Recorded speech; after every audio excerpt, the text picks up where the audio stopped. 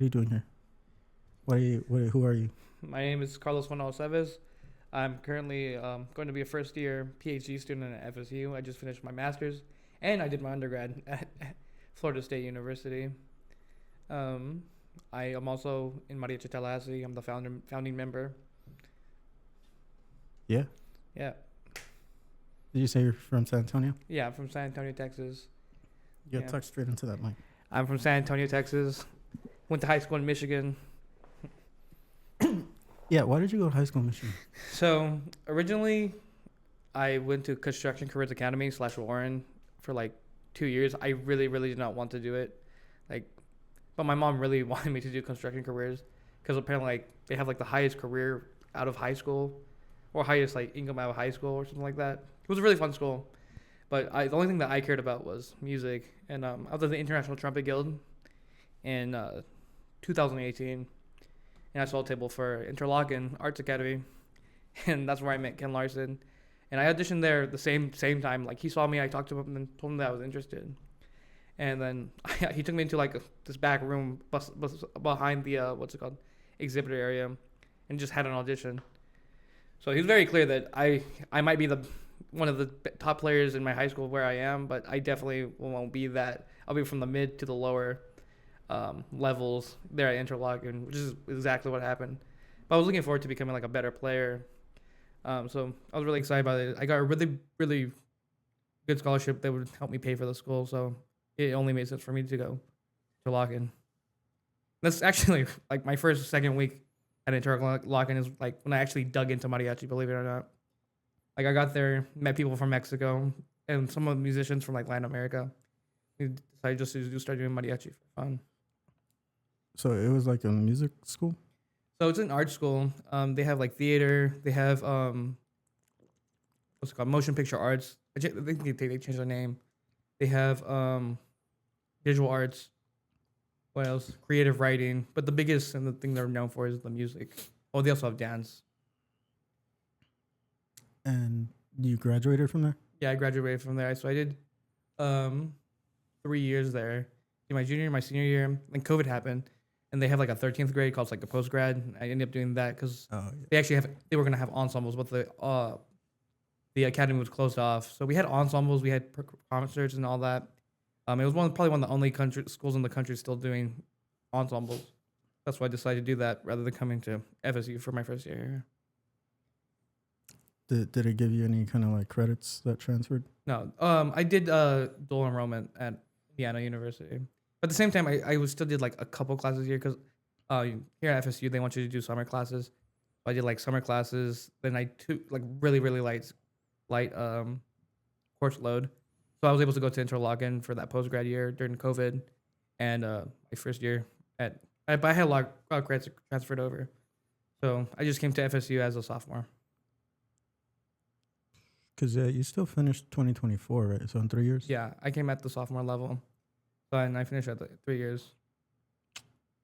I tested have a piano course too. Some of the other classes. That helped too. So, at what grade did you go to Michigan? I went my junior year. Junior year of high school. 2018.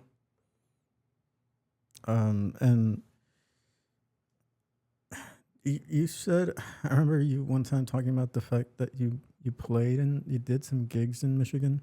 Yeah. I can't even remember the mariachi's name, but it was for the other del Virgen, December 12th, and we were still there. It was my first year. It's in Michigan in the snow. Yeah, in the snow. Yeah. I don't even know how they heard. I think because this Mexican restaurant, it was called Thesis Latino. It was really good Mexican food. They used to come to the academy all the time. They would make fresh tortillas, tamales, good Mexican food, and then.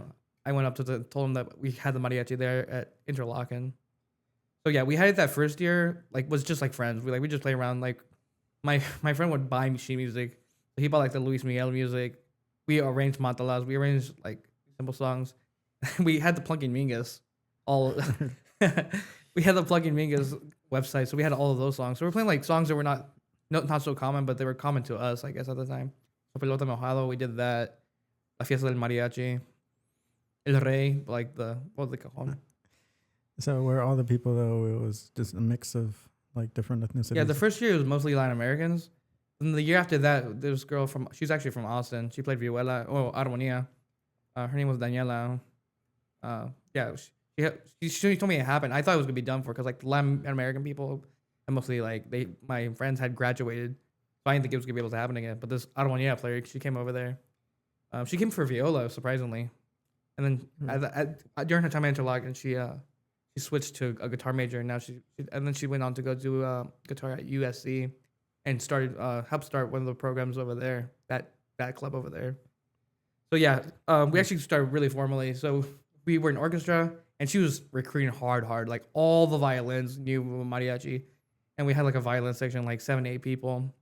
We had guitars. We didn't have guitarrón, but we had the bass. So people were playing guitar, and we had a vihuela. And then we had 3 trumpets.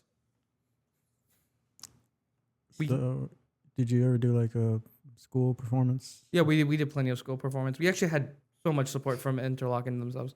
They bought sheet music from like the Southern Publishing Company, so like some of John Bella's arrangements. I don't remember what the other arrangements. They bought us a lot of arrangements. They got us all the binders. The school paid for the music, the plugin Mingus, the website. They just downloaded the whole website and they printed it all for us. So we had binders. It was quite organized. It was pretty surprising now that I remember back on that, about it. But do you know the state of that program now, or the club, or whatever? No, nothing happened after.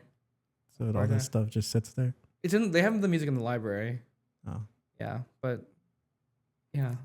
Did they buy you trajes, or like what y'all wear? We just wore white shirts, black pants. I even know about trajes that much. Like Daniela, what she was used to was like the school game, like expensive trajes. Yeah. But we actually did gigs in town too. There was a Mexican restaurant in town. Like Interlochen's a super, super small like town.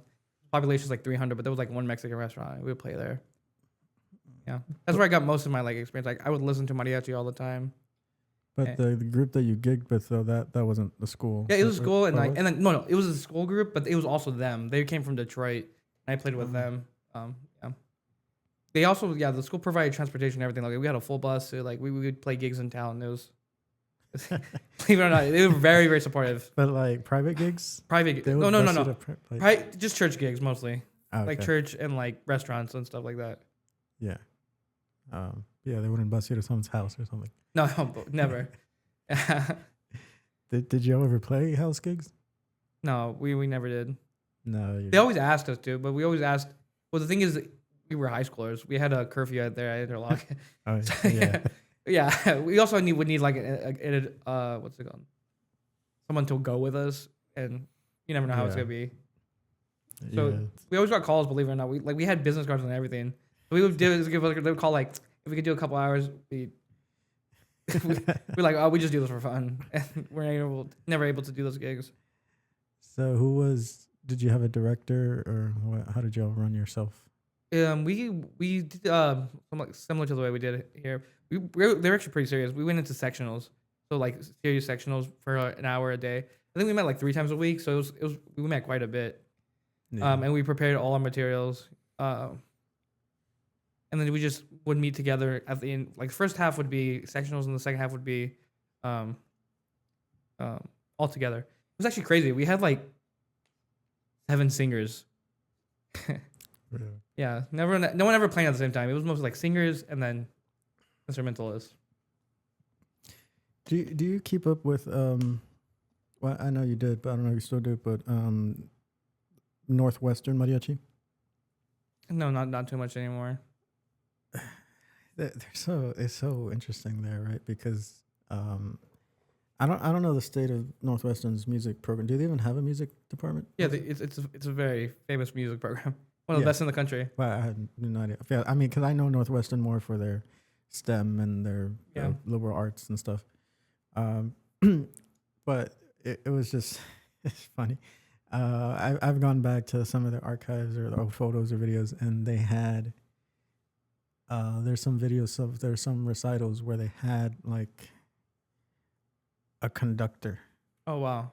Conducting them during the show, like if it were an orchestra, and they were kind of arranged in that way. If I'm not mistaken, I heard that, I think like around 2020, 2021, they had a banda program, if I'm not mistaken. I think I remember being in a master class and saying that I did mariachi, and they were like, "Oh, I hear Northwestern has a banda." I remember who was doing about it. Yeah, that'd be weird. But Northwestern, yeah, from what I saw now, their last recital they had actually this a few weeks ago. They do it where it's like they have singers that only sing, Yeah, and then the instrumentalists only play, unless the instrumentalist happens to like also sing. Because somehow Northwestern gets like people that some like very sporadically will have like experience yeah. in mariachi, like 1 or 2 out of every like 10 or something. And but it was funny when I saw that it was literally like I guess it was like the director at the time, and it was this woman that was like directing them during the recital. Wow. And I have never seen that in my life. I was like, I don't like that. I mean, so you've seen that because I know you did a lot of research for a while about like all the different universities Yeah. across the country. Did you ever come up with like a finite number that of like how many universities? I have the list, but I can't remember it. But it was something I can't remember. Like maybe 30 or 40, 30, 40. And like this is considering like groups have had mariachis in the past, and some schools don't have it anymore. But there's a lot of since 2020. Like for some reason it's exploded, especially over here in the east with like Indiana, Harvard, Florida State, Yeah. NYU. Yeah, well, NYU, and then well, I mean Harvard has one. Yeah. Well, I mean Harvard has had one for a while. They've competed at Extravaganza. Yeah, but that's relative. Like that's within the past 5 years. I think they were formed in 2019, 2020. Oh yeah, yeah. Like Oh that. yeah. No, I'm thinking of Berkeley. Berkeley performed back in the day, like Yeah. 20 years ago. Wait 1 second. Have third place? I think so, but I think only like 3 schools competed that year. Oh, I mean that happens sometimes. Extravaganza. yeah. I remember that crazy guitar solo that they had. The who else was it? Yale? I think Yale has a mariachi. Yeah. And then so there's a school Walburn or Wabash. Yeah. What is it? Walburn? Over, I think. In Indiana. They have a mariachi. Oh, I don't know about that one. So, well, I know because the person who started it played harp at the high school I went to. We didn't go to high school at the same time. I had already graduated a few years, but I would go back and like assist the director with harmonia and stuff. And this is like in 2023 or something, where he said he was going to Walburn for some reason. He wanted to go over there and start a mariachi, and he did. He ended up starting it. I don't know if it's still going on today, but for a while they were a full program. Oh. But so then after that time in Michigan, you came straight to FSU? Yeah, straight to FS, yeah. And I was expecting there to be mariachis, at least in Florida. It just sounds like a place that would have mariachis, like even considering it was the capital. Yeah. Well, I mean, there's plenty in Orlando and Tampa. And I knew that because my sister used to live in Orlando. And when I did that Cobre with Steve Carrillo interview, that's when I was visiting my sister at the time, and we went to Disney. But here in Tallahassee, I don't know. I mean, but at that time I had no idea of going to FSU. Ironically, back in 2023, I went to New Orleans for engineering conference, and at these conferences they have a lot of schools that come and try to recruit. And I knew I wanted to do a PhD at the time already because it was during my master's, but I was just literally just hanging out at the A&M table, Clemson, NC State, mostly A&M. That's where I was like, I want to go to A&M. And I remember walking. Florida A&M. You want to talk about that? Texas A&M. Oh, shoot. Yeah, Texas A&M table. Yeah, being from Texas, you just say A&M, right? Yeah. It's just, well, there's no other A&M, even though there's like 5 other A&Ms in Texas. I saw that table that said like FAMU-FSU and industrial engineering or whatever. And then I was I just stopped because like that's the only school that I haven't talked to, and I was like, let's just see what this is. And then they were telling me that it was like a joint program with 2 different universities, and I had no concept of where these schools were. I knew Florida State was like Panhandle area, Yeah. but I for some reason thought Florida A&M was like at the tip, like towards Miami. Oh, wow. And then so I'm thinking, I'm like, how does that even work? Like these schools are across the state. And I remember specifically thinking, I was like, wow, I'm never going to go to this school. And I just did not apply or think about this school at all. And this was spring of 2023. And then come March of 2024, I'm in Tallahassee visiting the university to do a PhD program here. When I was like, yeah, I'm never going to that school. And so during that visit is when the first time I met, well, you and a lot of the people that were in FSU Mariachi at that time. Yeah. That was very interesting because it happened to be a grad preview thing that the College of Engineering does. And I was just on my phone, I was going like mariachis in Tallahassee. It's like nothing coming up. Okay. And somehow, and then I looked up like FSU mariachi just because I didn't know if FSU had a mariachi or not.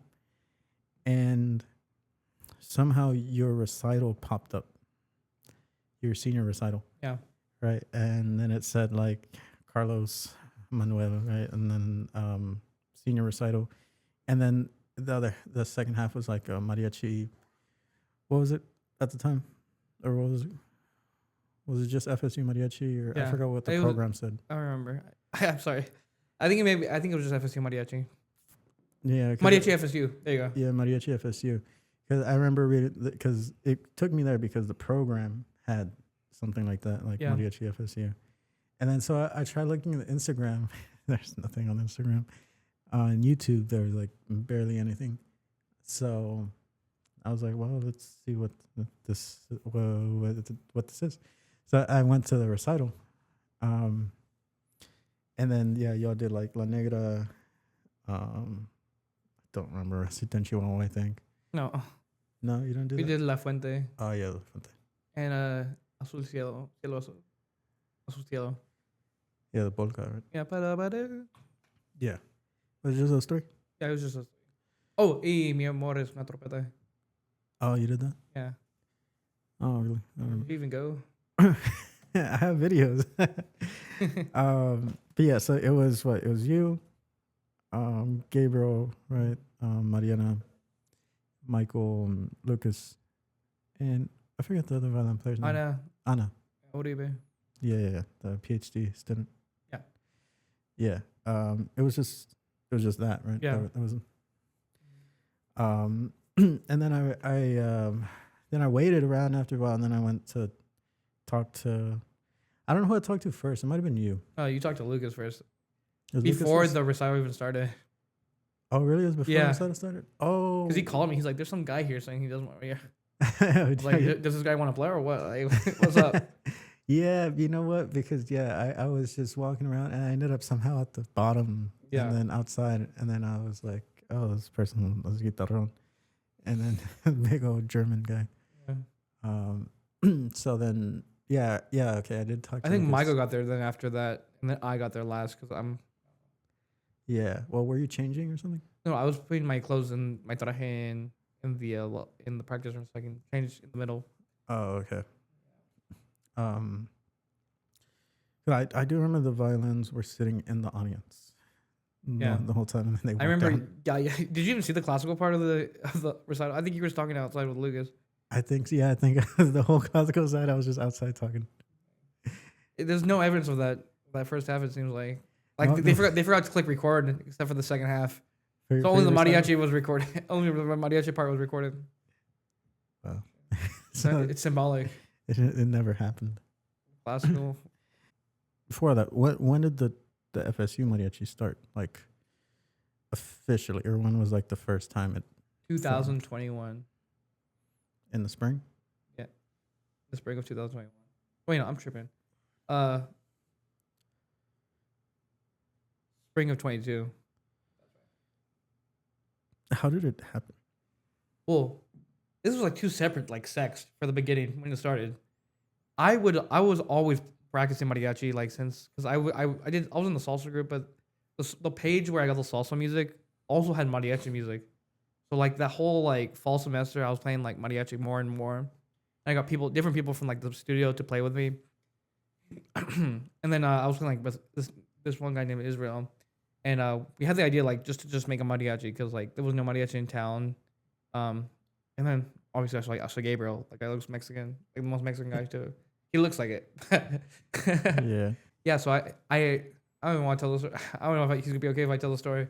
I went up to him and I was like, "Hey, I saw that you're from Texas. I don't even know how I knew he was from Texas. Like, do you have mariachi experience?" He's like, "Oh, do you know who I am?" Yeah. I've heard that. And he was saying like that he was asking people around the College of Music about doing Mexican music performance. And at the time, I was like, "Yeah, I'd be down. I have experience playing norteño music, Tejano music, and a little bit of mariachi. And I've been playing the salsa group too. So I know exactly what he wanted to play.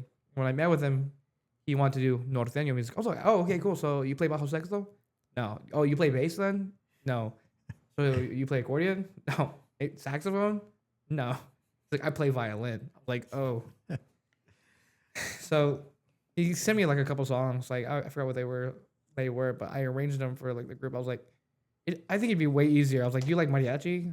He's like, "Yeah." Then he's like, I played mariachi in middle school and high school. Like, it'll probably just be easier if we just do mariachi. And I had those what's it called, that music that I had on my drive from high school, and that I had. But there was a lot of other music like, so we just did that performance too. We did like the Que Manera Te Olvido. Because they had just died. Keep that in mind. Or no, he hadn't. 2022. No, this was before he. I'm straight up. This was before he passed. I mixed up the time frame. We did all these other songs. We did El Rey. We did De Que Manera Te Olvido. El Último Beso. Amor de los Dos. I think that's it. So that was the performance, and he did that for his freshman recital, which is like something extra he wanted to do. He had a freshman recital. Yes. Well, so when from the first official rehearsal I'll to keep your performance. I'll keep it going. So then I realized I wanted to do mariachi too, for a little bit more, and that was like right after spring break. So I was like, I'm going to San Antonio. There's like a lot of mariachis there. There has to be someone with sheet music. And every year I went to the Tejano Fanfare, and I met with this guy, one of my former teachers, John Ontiveros. He plays like 45. He introduced me to this guy named Philip. He's a mariachi there in Colorado. He said, "I'll give you all this mariachi sheet music. It's just a Dropbox if you give me like something in return." And I had like all this classical music and all this chamber music and all these trumpet things. So he gave me that Dropbox, which he just gave me access to the Dropbox. So like I wrote this in my thesis. I never knew because like with Dropbox in the past, people would give me Dropboxes and I lose access. Yeah. So I use a software to transfer all the music in the Dropbox and then re-download into a Google Drive. So I made a new account for that, and I named it because I remember we thought Gabriel wanted to do norteño music, so it was called Grupo Clásico 1. That's what the Gmail was. I don't know if it's just on the podcast, but because I thought it was gonna be a grupo because I made it with him thinking that he played like bajo sexto or something like that. Grupo Clásico. So and I put all the music in there. Yeah. And then I just kept adding music. Like I joined all these WhatsApp groups, Telegram groups. The website's Don Mariachi. Yeah. Partidos Gratis. And I just update as much as possible. There's a lot of songs which I don't even know why like getting the music was just like hard, like because it was spelled weird in the drive. So I would write it out. So that's where you see like Caballos de Platas Blancas. Like we have our own arrangements, our own transcriptions of those. What else? Remember we used to do La del Monte in F sharp or in E. E. We used to do what else do we do? Yeah, we did all that. So we started rehearsing, but so I really want to do mariachi after that because I went to interlocking because of the International Trumpet Guild in 2018, and then we had the International Trumpet Guild in San Antonio again in where was it? 2022. Yeah, 22. And that's the year that Novateka Lilan came as the opening for the opener for the International Trumpet Guild Conference. And I was working some of those rehearsals, and I was working some of those sound checks and security, and the camera. So I did the camera work for some of those videos. Have you ever seen those videos? Like it says Novateka Lilan, then International Trumpet Guild. Yeah, that's the one that I was surprisingly doing the camera work, and I had no experience at all.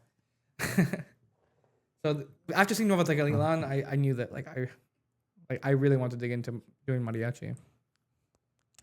So then I got all that music ready, and then I started like looking for people ahead of time. And then when we got back, we started working immediately, like 1 or 2 weeks before school. We were rehearsing like, I don't even know, 3 to 5 times a week. But we were getting through all like the top songs, but the top songs I would ask for as a client. So there was like weird songs in there, but we were still doing it. But so you all performed at the recital. Yeah. So what was the instrumentation? Who was there? So we had let's see if I can remember. We had Michael, Hope, and Maddie. They were on violin. Gabriel on violin too. And then we had Lucas on bass, David, this guy on guitar, and then me and Israel on trumpet. So you had a full, there was a full group. Yeah, full group. But there's no guitarrón. Double bass. You played double bass.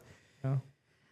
That's interesting. How did that happen? Well, that's exactly what we did when I was in high school. We have a guitarrón player, so we just played double bass. He knew him from orchestra. We were on orchestra together. Me, Michael, Gabriel, you just went and Lucas. Talked to the double basses, and you're like, "Can do y'all want to play?" Well, Gabriel had known Lucas before that because I don't know. They were in orchestra together, so like sectionals, classes, and all that together. Oh, okay. Yeah. And then, so come fall 22, was there like a big like revamp, or did you try to like now formalize? It was a revamp, but we just kept getting like we just had a high turnover, just trying to figure out what like who would stay. The guys who actually gig like now are like the ones who were there from the start. We had Michael, me, Gabriel, Lucas. Then we also had other people who would just like come in, join the violin section, then leave. And then one person who was actually really into it was Francesco Capitano. He was a Venezuelan guy there, and he really really liked mariachi music. Yeah, and then we just filled up the violin section. By like the second week, it was a pretty stable group. We had like 4 to 6 violins, and then Vito. He was actually he was a Spanish major. And he had Spanish undergraduate, and I had talked to him about mariachi before, and I heard him practicing, and then I just got him out of the practice room, got him into the rehearsal. He loves mariachi. He's even gigging. He's gigs mariachi still in Czech Republic or Czechia. I guess they changed their name. What did he play? He plays trumpet. Trumpet. Yeah. Like he really studied like the articulation, the vibrato. Like he really dug in. Like had like a lot of rep memorized.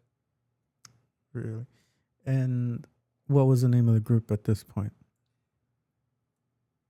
I think we still just kept the Grupo Clásico. So fall 22, at that point, yeah. Grupo Clásico. Yeah. So when did it become a thing of where like, oh, we can gig and make money? When did that? Well, Gabriel, it was November 1st. Gabriel had gotten the first VA, which we actually didn't do because we all got the flu. It was he got $400 for 3 hours. all those instruments you saw. Yeah. Where or what? It was that Brazilian Mexican restaurant there on Monroe. Really? Yeah. That's fun. It was for Day of the Dead.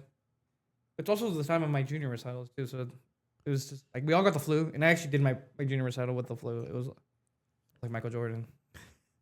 So you didn't have a mariachi your junior recital? No. You only had it your senior recital.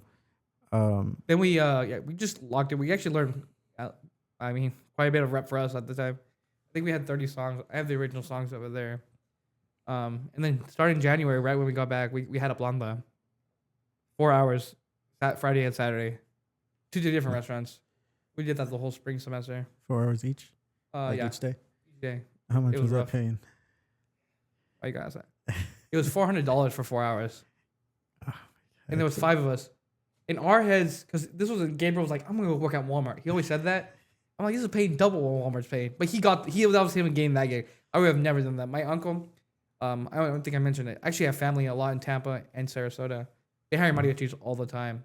He was getting mad at me. He's like, or the guys over here charge like $600 the hour. You need to be charging that. I'm like, it's be working at Walmart. We call that basic training because that's where we learned a lot of rep. Because people would ask for songs, they were like, no, you hear our set.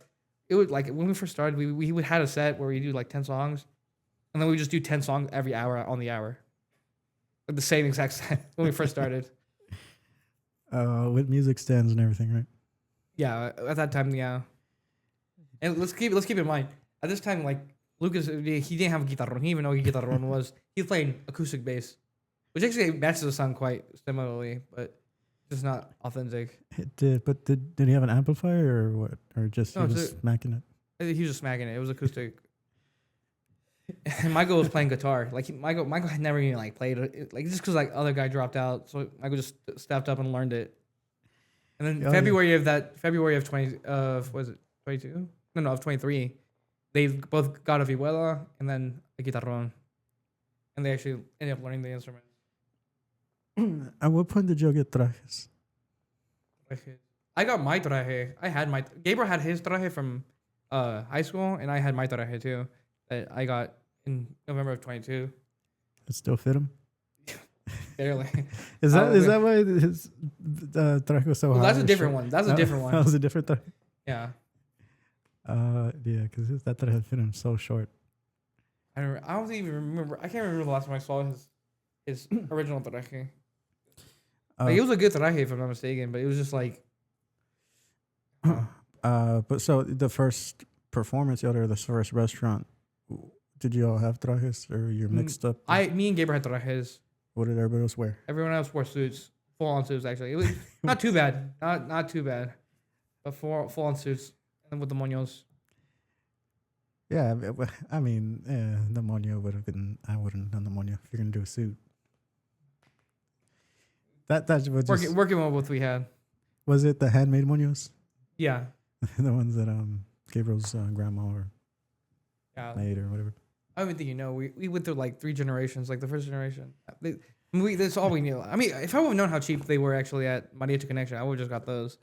But I thought they were. I would assume they were like $30-$40. But I mean, the super nice ones, with cotton and design, and even then you get. I shouldn't even be saying those on the thing, but you could get one from Adidas for like $20 or $10 per moño. Yeah, if you order you order the set. I just didn't know what a moño would cost or who to even contact. Same thing. Yeah. It's just like a lack of knowledge. Like this is what the problem is with starting a group. You have no knowledge of where to find music, like where to get trajes, who to contact. Like who knows if they'll even talk to you or try to scam you. Like getting stuff from Mexico. Like it was just completely a new thing. It is, but then you. So at some point you start gigging. You're still though rehearsing school and just doing school performances and stuff. We're doing. Yeah, at that time it's really like it's just one group. Yeah, I mean, so it just kind of. What I've been most curious about is how that progressed from. You started this as like first a grupo, right, norteño type of thing, but then to the senior recital, and then to a little bit more formal, and then to where you're. Sorry. So you're actually gigging the people though in the group. So the core ended up being basically you, Gabriel, Lucas, and Michael. Yeah, and Francesco at the time. Yeah, and Francesco. Were there other revolving people? Yeah, there was people in the group too as well. Like Vito, like we just couldn't have 2 trumpets. When you do like bandas, we can only do 5 people. For special events, I would have Gabriel charge them more. This is what Gabriel was in charge of the group. Awful. I shouldn't have said that. He knows. But and he couldn't speak Spanish either. They would take him on the back, like speak Spanish to him, and like they were like, okay, 400 the hour, 400 for 4 hours is fine. Yeah, his Spanish, it's not good. But we had like I said, 46 violins the whole time, and we also had Sofia, who was very, very involved. She taught some of the first of like our own like singing techniques. She was a voice performance major. and then she later switched to a BA. But she was a main singer in the group too. It was Gabriel and Sophia. So then you did female keys? Yeah. We just did female songs. Like we did the Amor Eterno, like from Brazil. Yeah, but so with the singing, in terms of the singing and stuff, how did you know what keys you should be doing them? And did you just reference No, recordings? we just reference the Dropbox. This is what I call. Oh, do I just keep referencing my thesis? This is why I call my thesis a DCMR, a digitally circulated mariachi repertoire. These are the musics that you see like on the Dropbox, you see in these WhatsApp groups. Like if you look at Sinos Decan, there's like a green mark. Have you noticed that? Like I don't know if you have. No. There's like a green mark, like someone was like using like Microsoft Paint. And they accidentally marked it. Oh. And every time you see Sinos Decan, like and like you have the music for Sinos Decan, you're gonna see that mark. You're gonna see the bad copy. It's gonna be the exact same thing. Same thing. Todo mariachi partitura. These people who sell these free mariachi packs, have you seen them? Like they're like 4,000 mariachis. Yeah. PDFs, all DCMRs, all the same repertoire. So that's what we just did. Like we would type in La Ley del Monte, and then like what came up for like La Ley del Monte is just that sheet music. Like it's like just like screenshot of like a napkin, and it's written in E. Right. And you guys just went with it. But I mean, you referenced the recording, though. Right? Yeah. You would listen. Yeah. And you would notice. I mean, it's obviously a different key. Yeah. I mean, we mostly did the stuff the same. Like it was mostly we went to the sheet music before we went to the recording, which maybe wasn't the best idea. But I knew Gabriel because Gabriel was the only guy who sang at the time. Like I forced myself to start singing in like 23 years. I really didn't start singing until when you got here. Actually, I started taking lessons. Oh, really? But yeah, we just did what the sheet music said. Because like if you did La Ley del Monte and Sol, like Gabriel would have died. Like we knew he was a baritone, and like where his range was. Yeah. I mean, y'all did this with no. Like Vicente Fernandez, like actually that's the problem why we get the keys that we got. Because like we look at the Vicente Fernandez one, the recording in La and it doesn't change. Yeah. Unlike the Cajon one. Yeah, and I mean he also had a super crazy or weird range. Yeah. Because Mujeres Divinas is like fa. Yeah. But everybody does it in sol. Like most mariachis do in sol. Well, like we did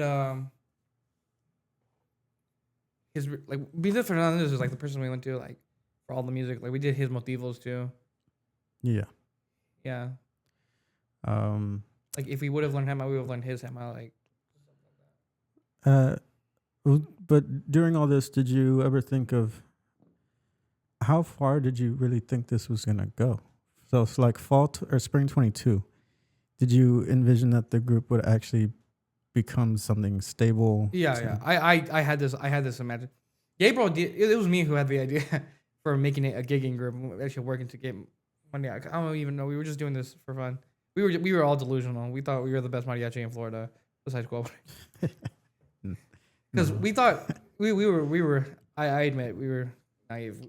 We could play the right rhythms, at the right time, the right notes with the right rhythm, and that's not exactly all the mariachi is. But I mean that's just basic music knowledge to anything. We thought with street music we were the best. We were the Maracas. No, not really, but we thought we were close. No. But so then you always thought from the very beginning, you're like, okay, this is gonna be a gigging group and we're gonna make money. Yeah. Well, I didn't think there was gonna be a demand because like I played in a salsa group and I would play like gigs and I would rarely see Mexicans. I didn't even think Mexicans existed in Tallahassee. This was like before Pedro's too. Like it was like no like all the only restaurant I knew like were Jalisco, and then like Pancho's. And like I was like the owners lived like far away. Like I didn't even think there was Mexican. Not to the extent that I know today. Like I didn't even think there was a potential for us to be getting gigs. Maybe one gig here and there, but I knew we would get money, but just the true extent.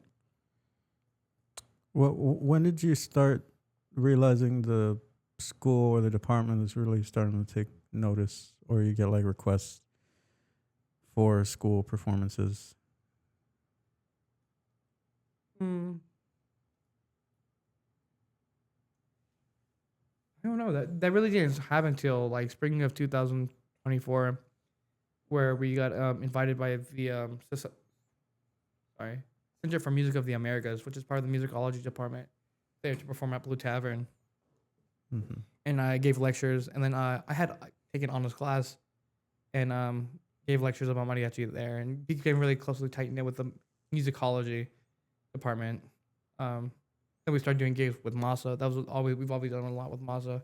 Got gigs with Relay for Life. We started doing all those RSOs. Once we became an RSO, we started getting contacted a lot more.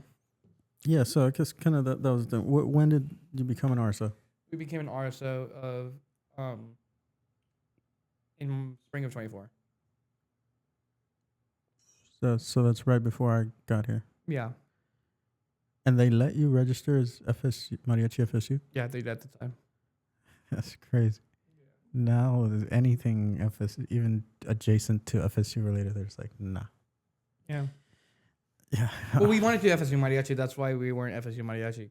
They just said that you had to put the FSU on the backside. That's funny.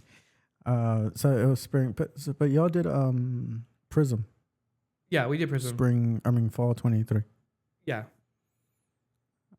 So within the department, you were already, I said, known in a way, or within the college. No. Oh, also, this is something that boosted us a lot. In fall of 2023, there was a competition in the College of Music to go on a trip to Costa Rica. So we really want to get that done. We just stuck to classical stuff like Las Bodas, España Cani, and we did El Rey, and then Zona Negra. And we actually got second place, or we were up there for the competition to go Costa Rica, but the brass quintet won. So that was our main goal. That's why we rehearsed so much, is for that competition. Okay. Yeah, if me or Danny were there at the time. If me and we'd be in Costa Rica. Yeah. And so that's what boosted us, and then we had all that stuff prepared, so we were able to do it for Prism. Should we explain what Prism is? Yeah, I guess. Yeah, so Prism is an event with they have 30 2-minute it has to be under 3 minutes actually, 3-minute performances. There's usually about 30 people go from the marching band, jazz. They have pop singers. They have it's mostly the marching band sections, and then the studios too. And anybody can do it. All you have to do is apply. And if you get in, you get in. And we got in 2023. And when we first performed, we got a big pop. A lot of people talked to us about. We went out after. It was a good reception to having mariachi. Yeah, it feels like a nonstop telethon type of thing, where it's just at the stage, the lights go down and here, and as people are clapping, and then you pan over to the next side. So yeah, we did it. Y'all did it fall 23, and then spring 24. Yeah, and then a fall 24. We didn't do fall 24. Are you sure? Yeah, because that's when we went to Vargas and stuff. Or we're gonna, but I did. But we must have done spring. We skipped out on. Oh, we're off by a year. We did spring. No, we're not. I don't know. We did fall 25 and spring 26 with Josh, and we did that. But 24, 25, we didn't do Prism. Wow. Because we're. Oh, that's right. I got it. Yeah. Yeah. We just kind of skipped over because also I was like, I'm not gonna be there, because it was during the time of Vargas. Yeah, that's why I went to go get trajes there in Guadalajara. Yeah. Yeah, and I. Right. Yeah, so that was fall 24. And so that's when I got here, fall 24, and I came in, and I was shocked. We should pause. Yeah. It was a very developmental time. It was summer of 2024. Yeah. So at that time, we discovered the power of taloning. Just the four of you. Yeah, just the four of us, and we were making it. Yeah. Yeah, we would go to all the restaurants in Panama City. We would go to Destin. We would go all the time. And the thing about Destin, I feel like I shouldn't even be saying this again. So when it's summertime, you can go every single day because there's always gonna be tourists. So we're making money throughout the week. We'd come back whenever we wanted, and we had nothing else to do. So we were always alone. So we were learning repertoire super. That's when we learned the majority of our repertoire too. That's when I made them learn Relámpago. I was by that point I was deciding what we were learning, what we were not learning. We were learning Cihualteco. We just learning whatever we could. Boleros. We learning trios, learn our reloj arrangement. Yeah, our little popori. We had this. Yeah. We started taloning actually way before that. I remember the first time we taloned. Francesco was still here, so that must have been in spring of 23. We started taloning, so we did taloned, learned our repertoire, going to Destin, going to Panama City. We actually got plantas, believe it or not, in Destin, 2.5 hours away, which was a little bit unwise, but we did. We were glad to have him. You graduated spring 24. Yeah. With your undergrad. Yeah. And then that whole summer, you're like contemplating what you're gonna do with your life. Yeah. I got into musicology, but I didn't know if I want to do that. If I wanted to just focus on mariachi. At that point, I was already 100% to mariachi. Like, I knew that I wanted to do that, and that's why I wanted to do it. I just didn't know the method that I should do that. Like, regardless of anything. Yeah. So, I got here, and I remember, seeing you guys play at your recital. And then I was like, well, it sounded fine, especially for like, not, and also you have to understand that I come from the Valley, which is like the mecca of competitive school mariachi. Yeah. Like, I competed against Roma, Rio, Edinburgh, Edcast, like all of high school. And then Texas State, competed against Aslan, went to Albuquerque. Like, that was just my life at the highest level. So people that were not good enough, you would not make it. You get out, like, go do something else. So that's just, where I came from. And I related a lot to, like, it was very much like sports. Like, there was varsity mariachi and JV, and some schools were even so big they had a freshman mariachi and JV and varsity. And if you're a freshman making it to varsity mariachi in one of these top schools, it's like you were really good. So then I come, right, and I see Michael playing the vihuela with the thumb pick. And I was just like, okay, that hurts right here. And then I see Lucas with his fingerings that I've never seen in my life. And I'm just like, no, stop it. And then the bowings that Gabriel would do. And it was just everything that was just like, wow, this is very not what I'm used to, especially thinking of, okay, this is a college level group. And I tried to kind of, I don't know, fix a lot of those things. And Michael did get a lot better. He has gotten way better in Vihuela over the last 2 years. I will blame myself for the thumb pick, because if you ask like some average client, even in Texas, like, what does the vihuela wear? I knew the vihuelas use something. I just couldn't remember what they used, because my cousin played vihuela. He played it there in San Antonio. Mm-hmm. But I knew they used something, and like we went to the store. Obviously, they weren't gonna have finger picks, but they had the thumb pick. I was like, I think that's what they use. Maybe they use 3 of them. Maybe they use 2 of them. I've seen like people who use two of them. Yeah, I would use 2 at some point, but yeah, finger picks. I just didn't know what they use. Like if you ask the average person, they could not tell you how many strings a guitarron has. Like I know if a guitarron have 4 strings or 6 strings. I remember I bought Lucas the guitarron book. The Santiago, Nati Santiago one. I don't think so, actually. I think it's a Hal Leonard. Oh, that one. Yeah. I looked at some of that. That was another thing too. I did use some method books. The guitarron, I used a Nati Santiago one. He had that book too. A big problem, like the difference in development between Lucas and like was that Michael speaks Spanish. Yeah. And that Lucas doesn't speak Spanish. Like when we first started, Lucas, like they would say, like we would say a song, and he would just stay there. He was like, I don't know what you're saying. And Michael could actually like know what was happening, and then he could watch he could watch a zombie. Like he actually watched a zombie, like, and understood what was happening. And yeah. Yeah, I mean the language is important. One, because I mean the titles of the songs are in Spanish, and you're gonna sing choros. It's Spanish. You have to know it, or at least understand it. There's plenty of people in Texas and in the high school mariachis that didn't know Spanish, but they understood the songs, or they spent time figuring out what the lyrics meant and stuff, especially if they were singing.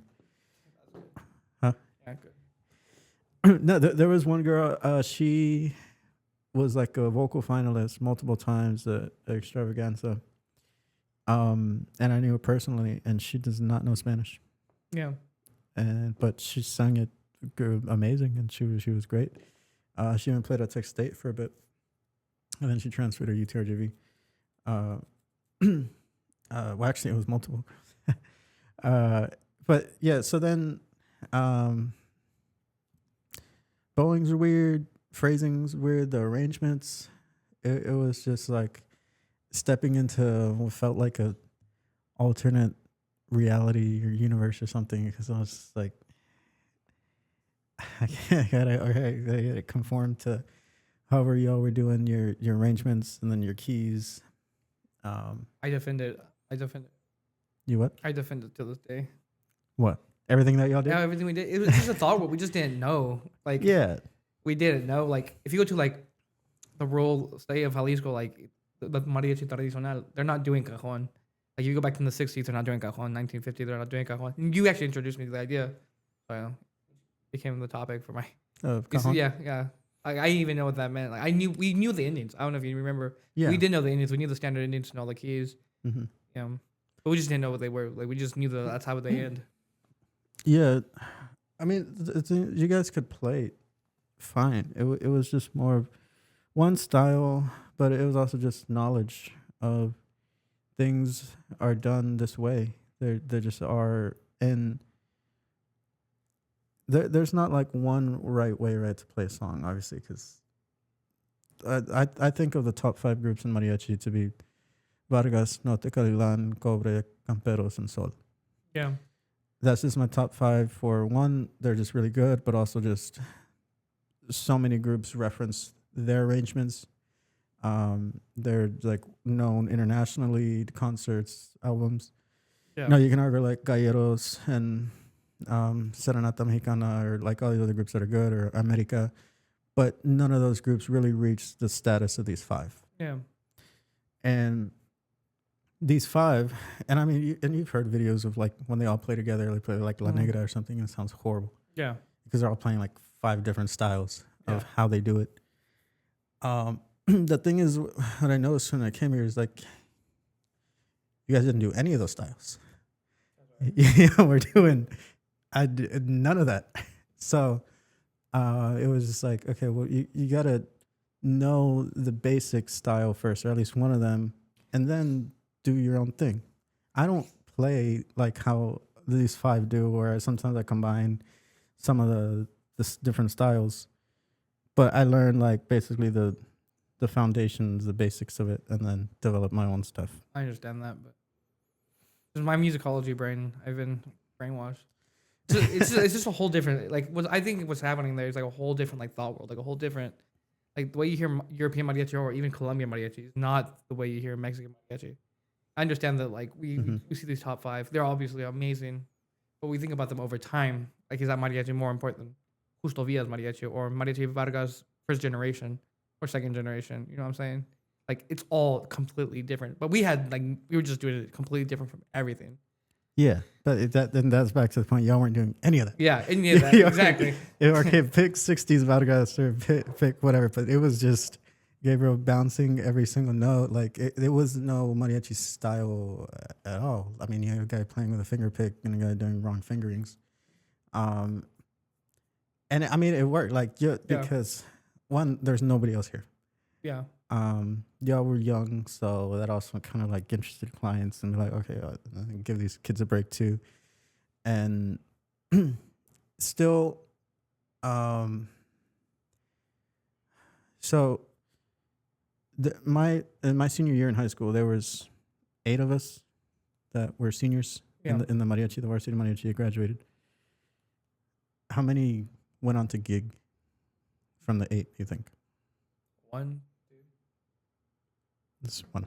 Okay. Me. Technically 2, the violin player, but he only did it for like a year and then he stopped. And that's the same across all, like, even Roma and Mac High and all that. Because gigging is such a different skill. Yeah. Right. In the schools, you don't learn how to transpose on the spot. You don't learn how to.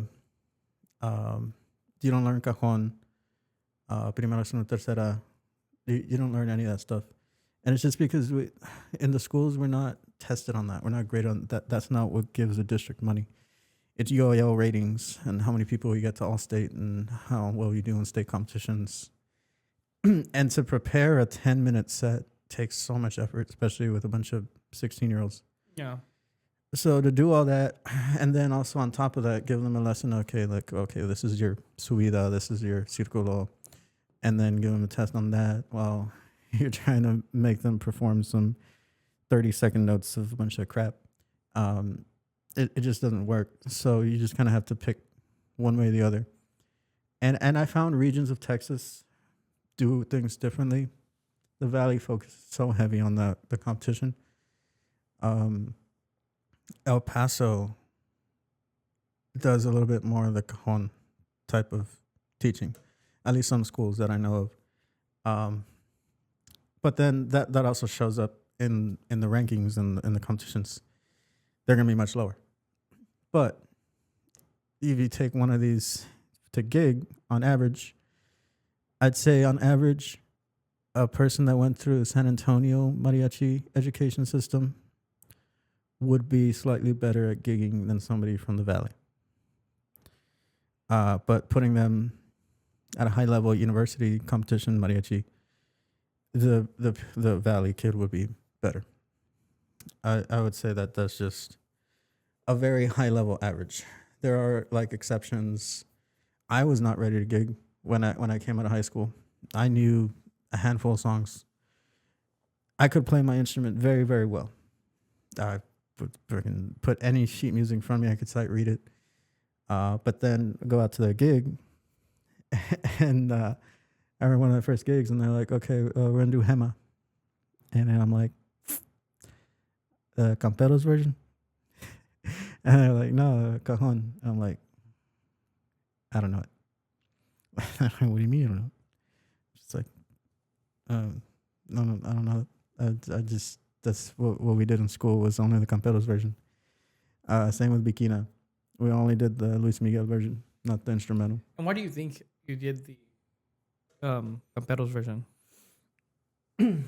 Because it's just it looks better on stage. I was going to say that it's because of the accessibility of that DCMR I was talking about. When you go to any website, you type in Hema, you go to a Dropbox, you go to the Cajon doesn't come up. That wasn't until 2024 too. Yeah, okay, I could see that argument too. Like that's the same thing. We asked the kid. I've gave with some of the kids there in San Antonio. When you ask them, you come up the same thing. I asked you when you asked we got the Camperos version, and it's just because of the accessibility to the repertoire to the music. Yeah, it is more accessible. So we do a lot of Sol de Mexico arrangements for songs, because he just publishes that and it's out there. Cajon arrangements, that's not a thing in the schools. And unless you have a director that gigs or grew up through that, you just won't. So from like I was counting the other day, I think 7 mariachi directors I've had in my life. If you include high school to college, including my like all region and all state and the multiple at Tech State. From all the 8, I think only, let's see, 1, 2, 3. I'd say about 3 actually gigged. And also another weird factor, funny statistic, is the fact that from those like 7, only 2 had music degrees. The others didn't.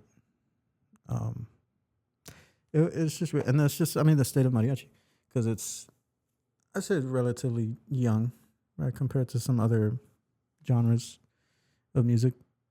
It's just all about academia and institutionalization. Like jazz is the same age, but it has way more institutionalization. More books about jazz. There's more books about composition, arranging. We just haven't got there yet. Yeah. And there's a reason of like why would anybody do that if you could go to your chamba? Like why be a musicologist or an author about these topics when you're making your money like The money's elsewhere. You can make Tallahassee and make more money. Yeah. And I think that's also like something that I had brought up, remember a while ago, months ago, that you make more money as a mid-level mariachi musician than being at one of the top groups. Yeah. And that's not the same in other genres. I don't think that'll be the same in jazz. Maybe it is, but probably not. Or No, especially probably not not. classical. I doubt it. Classical, if you're a classical violinist, like top, you're gonna be making millions, right? Probably. Yeah. If you're in the top mariachi, you're not gonna be making you never make millions unless you do business like Jose did.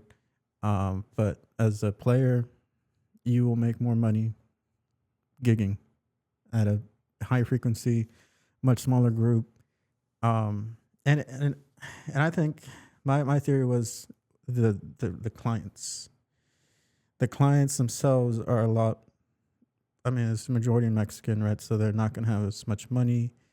They want more of an intimate type of feeling. They look at it more as a more tradition and more like in the bar, more of like how that's just how mariachi is kind of presented. If mariachi is not seen, even over there, even in Texas, as a very high, like prestigious art form.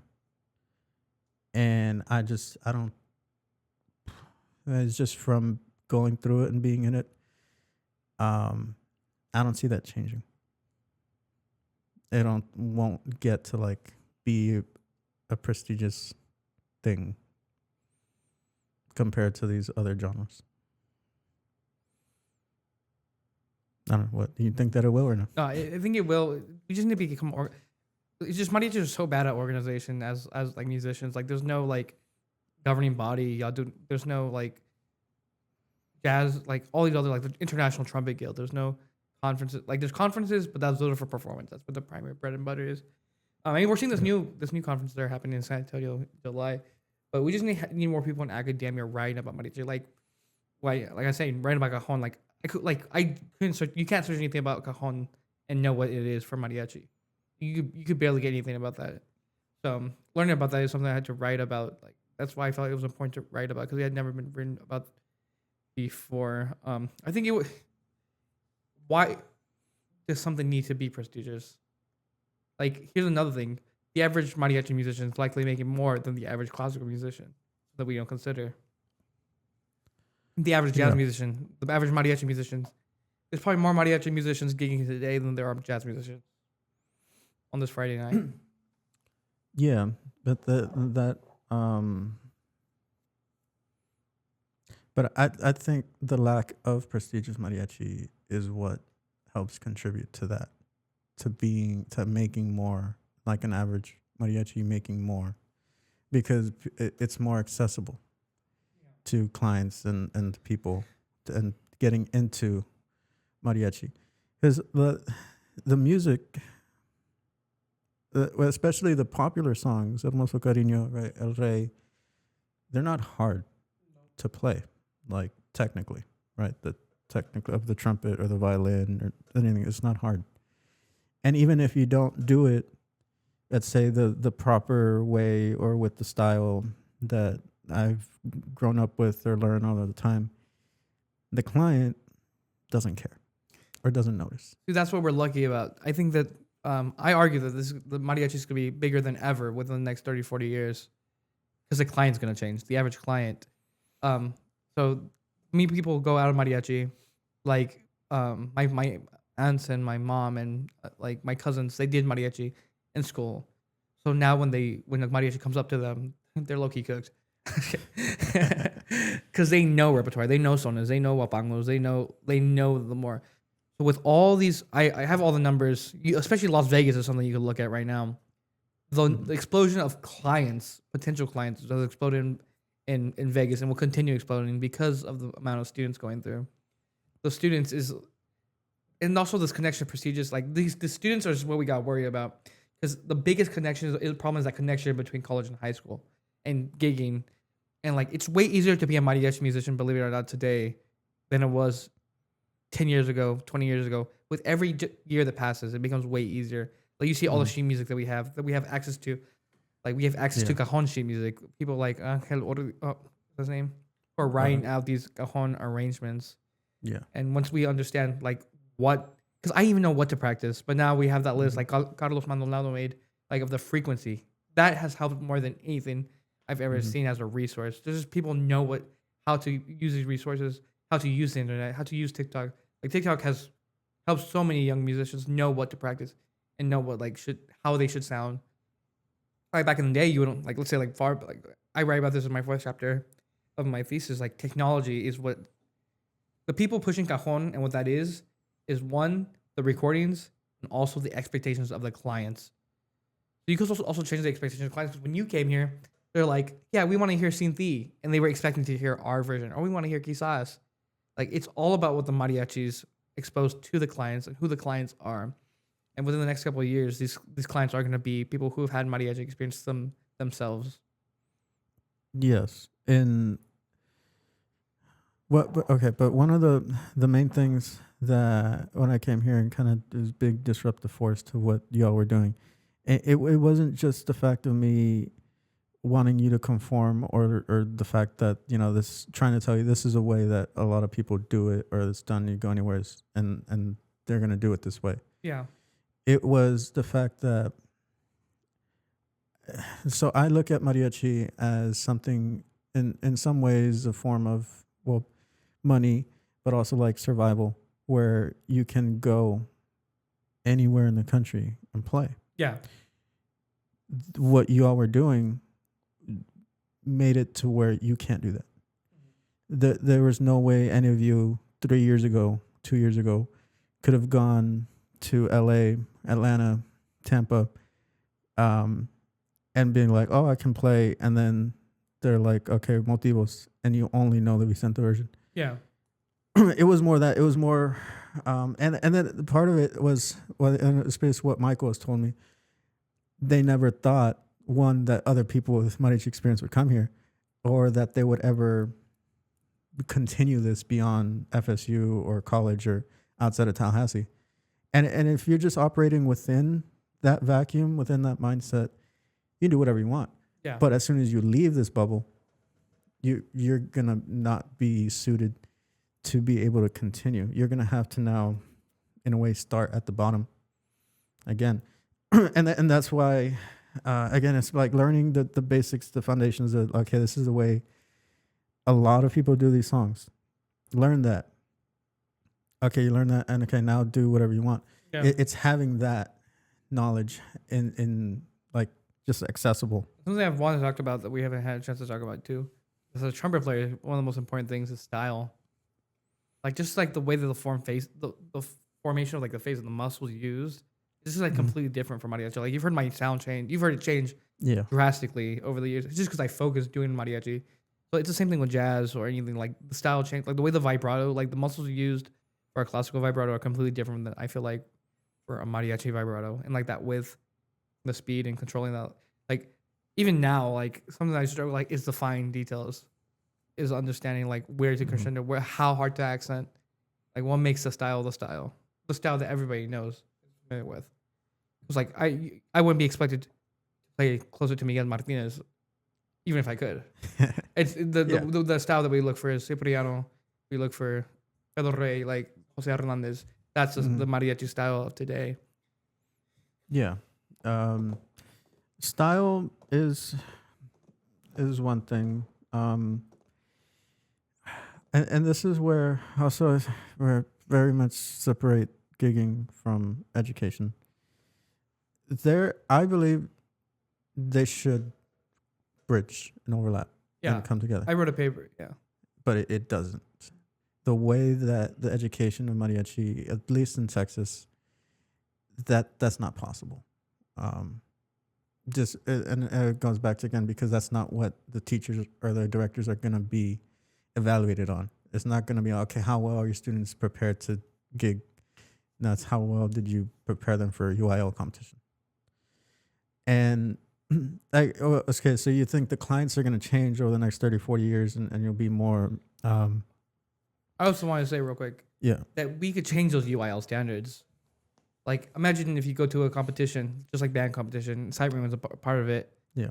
Or you have to learn a song from Cajon, Mm-hmm. or you're given a song prepared, like one song. It's just all about the bureaucracy of the UIL and Texas education requirements. Like here, something ideal would be like you have one song that every group has to learn, and then you have to play in one of 3 keys. Is something that would be beneficial. A list of 10. I think this is also the competition aspect of mariachi. Like if Extravaganza had a repertoire list, this is what we do in the classical music world and the jazz world. Like the singers have to compete with the same 10 songs, but it's random, or the same 20 songs. That would make an interesting aspect of the competition. Maybe make it more realistic too. Yeah, I mean it could, and I mean I think it would balance it out too.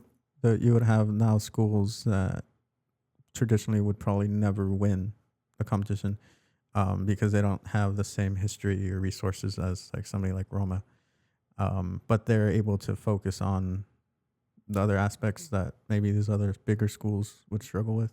Yeah, it's like marching band. Like I don't know if you know about marching band. Like the way you see at FAMU, that's completely different from the way that they use in DCI.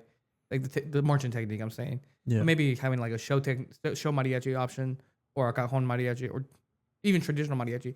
Like there's no reason that traditional mariachi should not be, or jorocho, like any of these other genres should not be schools. You see the norteño starting to be part of the program. Like as of now, show norteño doesn't even exist.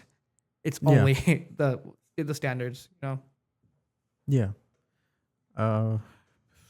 I mean that's going to take a lot of people. A lot of lobbying. It's all about institutionalism and bureaucracy. I mean, I just got on my institutions class last fall, read all these theoretical books, and it's really changed my mind. Like, it's all about bureaucracy. That's what really changes things in thought worlds. Like, making people see what's important. Like to a kid, however good their cascabel solo is more important to them to how many cajon songs they know. That's more important. Their cascabel solo, how fast they can play a redoble. Yeah. I mean, it's perspective too. Like, so I think a very obvious contrast is like me and Danny. Yeah, right. That's perfect. I hope you have him on the podcast, or Joseph, or one of the guys who are from here. I do plan to, but I can't have all of you at once because y'all will not shut up. But yeah, like Danny had no idea about school mariachi. His dad plays a family, right? Grew up on the streets of mariachi, callejero mariachi, or whatever, right? Yeah. Whatever terms you want to use. I was introduced to mariachi through the school from institution. Okay, here's the sheet music. This is what this X means, and then we have rehearsal at this time, and we're gonna be on stage. Here's the microphone, and here it's just like, okay, here it's like 1, 2, 3, and the chord here and there. Okay, go, and then we just kind of went up at the same time. Eventually, I started gigging. Then I had to kind of learn a lot of the things that he kind of grew up with. But then there's things that he never really thought about or did that's just obviously done in the school groups. And now we play together, and we played. So I'm playing guitarra, and he plays vihuela. And so a lot of the arrangements and stuff that we'll do when we started doing more cajon stuff, we just know it, like without even really conferring. There's going to be certain things, some passing chords or some minor sevenths or full seventh. Where you place a beat. I'm saying. Yeah, but the thing is, I can do that, or we can do that because I went out and gigged. If I would have just came straight from the school system and then just started gigging with him, it wouldn't match. No matter how good I can play the guitarrón or vihuela or guitar or whatever it is, just because those skills, I still had to develop them and learn them later. But the thought process, the idea of what mariachi is and how it should be are different. Like fundamentally, I think Danny and I think differently of how certain songs or how certain like styles or singing is just different. Yeah. and there, I don't know, it could be some. I would hope, I would like for there to be, because I've thought about that. If I were ever to become a mariachi director, like in a school, like a middle school or high school, I have thought about doing a curriculum where it would revolve around building musicians of like mariachi theory, knowing your boleros, your cajon endings, intros, what does cajon mean, all that stuff. And I did some of that actually with the FSU group this past year, especially in the fall. Like I literally introduced, okay, we have a son, but then there's a Jalisciense, there's what's the other type? Abajeño, Jarocho. What are the differences from these three? And so I did some of that, and then I quickly realized why that's so difficult. One, we were only meeting once a week, and then we had to put on a recital, and learn the 10 songs, learn staging, learn who's going to sing what part, and there's no damn time to like be like, okay, well, this primera es una tercera. Yeah. That's just not how it is. I mean, if you have time, I think there's a lot more time in middle school and high school because you meet every single day. Yeah. So, actually, the final project for my institutions class is I developed an imaginary mariachi conservatory, and like something that I did about that that's what has to happen. There's literally no way you could become a gigging mariachi without thousands of hours or hundreds of hours at least of experience. Like you would need those classes of cajon, but you also need technique. Like you cannot do any of this without like instrumental technique. That's also important. But like also those building blocks, like especially for melody players, understanding to hear like a major third, minor third. Yes. That's another thing I've noticed with people that grow up playing not in the school. Some of them, it felt like a toss up to me. Maybe it's a little narrower now, but there's a lot of players that will know whatever song you tell them, but God, their technique is bad on their instrument. Nothing matters if you have bad tone or if you sing it. Yeah. Again, but then they still get hired and people will still call them because they know the song and it's passable and the clients are satisfied. But it's not at anywhere near a high level that you should be at, especially somebody that's like older, in their late 30s, 40s, and 50s. I played with guys, mariachi, they're still like in their 70s and playing. And I'm just like, you gotta retire. And so do you think that mariachi will change in Texas? Oh, that's a good question. Without you interfering? Without me interfering? I think it's on its way. Like, well, something that I think is so good is like the representation of younger players in social media. Like we see Mariachi San Antonio, like just seeing that you could go out of high school. I'm sure I know those people had gigging experience, but they also learned. There's just so many student groups. Like, what's his name? I worked with one of them in the summer, and I got to really see how they're working. It was San Antonio. It's really, really, they're like 15, 16-year-olds. But they're learning the gigging experience because they know what's possible, that's out there. They have to take the extra step. So I think it's going to change, especially just with the availability of technology and of arrangements. If someone just writes here, we know someone who has all the arrangements for Cajon arrangements. So if they just release that, make that available. Yeah. The biggest problem I think is just accessibility, also technique. I don't know what about singing, like how singing technique is in schools, but after taking lessons here at FSU, like just knowing what your body is doing and like what that feels like. I didn't even know what singing felt like. I thought I had a low voice. Can you believe that? You did. You're always belting out C's. What are you talking? Yeah, but I didn't know that until I took singing classes. Like I didn't know that it takes a breath. I know the vocal cord closure, like that's necessary. The difference the space makes. Like just education. Like I really think that people like Danny, or like people who are Mexican American who are going through the school system, should go back to serve their communities. Like teach. Like Danny should be teaching mariachi voice. I think that would be ideal for. I don't know if that would be ideal for him, but somebody with that experience. Like people just don't know. Even the mariachi directors do not know the true extent of these mechanisms that happen vocally and on each instrument. Like they expect all these mariachi directors to play all the armonia instruments, all the melody instruments, but doing it at a high level. Like what happens at some of the top programs, like in San Antonio, is that everybody has private lessons for every single instrument. Now, this is not something that you see too commonly. Like, did you have a private lesson teacher for harmonia? Yeah. Oh, you did? You see? What? Yeah. That's good. That's good. That's exactly how it should be. But I don't know. I think it takes intention. Like, people want to do stuff for mariachi. People want to be in academia mariachi, but they don't know what to do. Yeah. They can email me. I know I have a lot of work. I have a lot of work people can do. Was it CM24 at FS? I mean, I feel like... I think that's why I'm doing what I'm doing, because I think it's going to come from top down, not bottom up. It has to start in academia, come its way down, come down. It does. I mean, so Texas State, I feel, a little biased just because I went there. But the curriculum has definitely developed over time, and they do something that no other university, to my knowledge, does, and that's where they do. If you major in music education, you can do it with a concentration in mariachi. So there's specific courses that they take on like history and all this stuff, but a big one is instrument techniques. Yeah, where you learn the basics of guitarrón.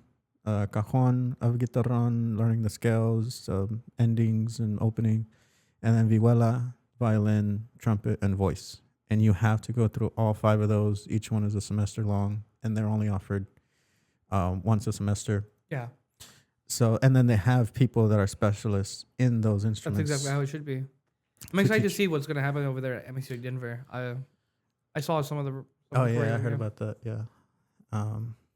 I don't know. I mean, it's definitely growing, but every person that I've talked to that gigs, that it's in Texas, that's young, that starts in school, then goes through the gigging experience, that end up continuing gigging, because there's so many that try and they just get washed out because, they're used to 6-minute performances or like an hour set, but of something you've rehearsed for 4 months. And then you get to, it's like, oh, I can do a 1 hour gig. And then they're like, okay, we're going to play, I don't know, Sopilote Mojado. And they're like, okay, play third. And I was like, I don't know third. I've never done second my whole life. And then after an hour, they're just like, you know what? I quit. And they just leave. They'll leave the gig. Yeah, like I'm saying, what is, like, how do you even know what to practice? Like, you know what I'm saying? Like, how do you even know? Like, right now, I mean, I made these playlists. I made, like, Carlos Maldonado's thing has really helped a lot too. Like, even like the technique wise, I went to a Gino's camp there in 2024. Some of like the most basic things that like, have you played Clark? Have you played Arbin? I wouldn't know what that is. I'm like, that's the most that's the Bible of trumpet. Like Clark studies. Yeah, Clark studies. Yeah, you gotta you just know it. Like, you just have to know that. Yeah. He's like, I'm like, so what do you play? I just play songs. I'm like. That is a fault of mariachi and these bigger programs that, I mean, everybody knows this, and calling nothing out. If you play in the orchestra at Roma, doesn't matter how good you are, you will not be in the varsity mariachi. You're not allowed. Yeah. You can't be in marching band, you can't be in choir, you can't. At least 10 years ago. Maybe they've changed their rules now, but based off of what happened at the Extravaganza a few years ago, I doubt it. They're still pretty strict with their rules. And I know this from personal experience, because there was a person who got first chair violin all region in the Valley, and I think he made it to state, and he got first chair all region mariachi on violin from Roma or Rio, one of those. But he was in the JV mariachi because he was in orchestra. And so in some of these schools, you're punished for expanding your knowledge.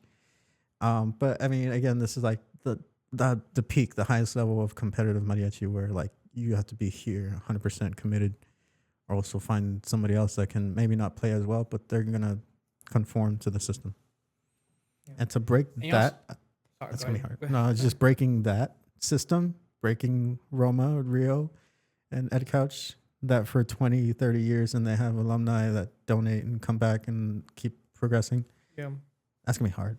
Something that's also hard, musical wise, is the age that everybody starts at. Yeah. I started piano at 5, and just like that really just changed my development. There's something that we study here in musicology and like music therapy called the critical period. That's like when your musicianship can really, really develop and maximize. There's not really. I mean, Gino has. I mean, over there in San Antonio, they have those mariachi academies. They have those conservatories, but like really understanding the importance of elementary mariachi is something that I feel like is not really studied or really emphasized. I don't know how it is in the valley. I was gonna ask, do y'all do that? Do y'all have? I had elementary strings. I played violin in elementary, but that was part of the school system. But y'all have that option? There are music academies in the valley that I know of. There are like youth programs, but honestly, not very common.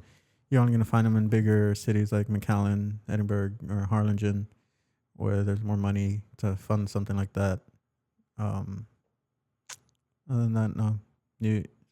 I remember in elementary, we had, just a regular music class that everybody had to take. They started like a guitar class.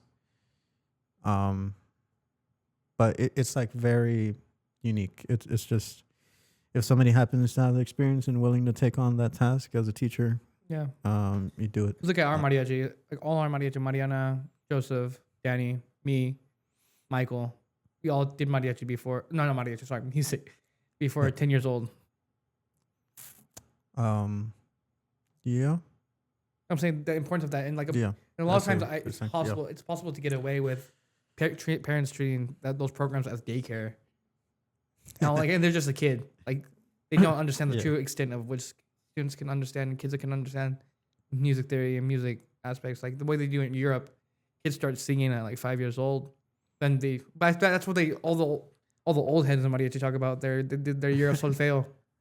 Yeah. When our kids doing that here in the U.S. or in mariachi programs, like they actually had theory. Some like Yeah.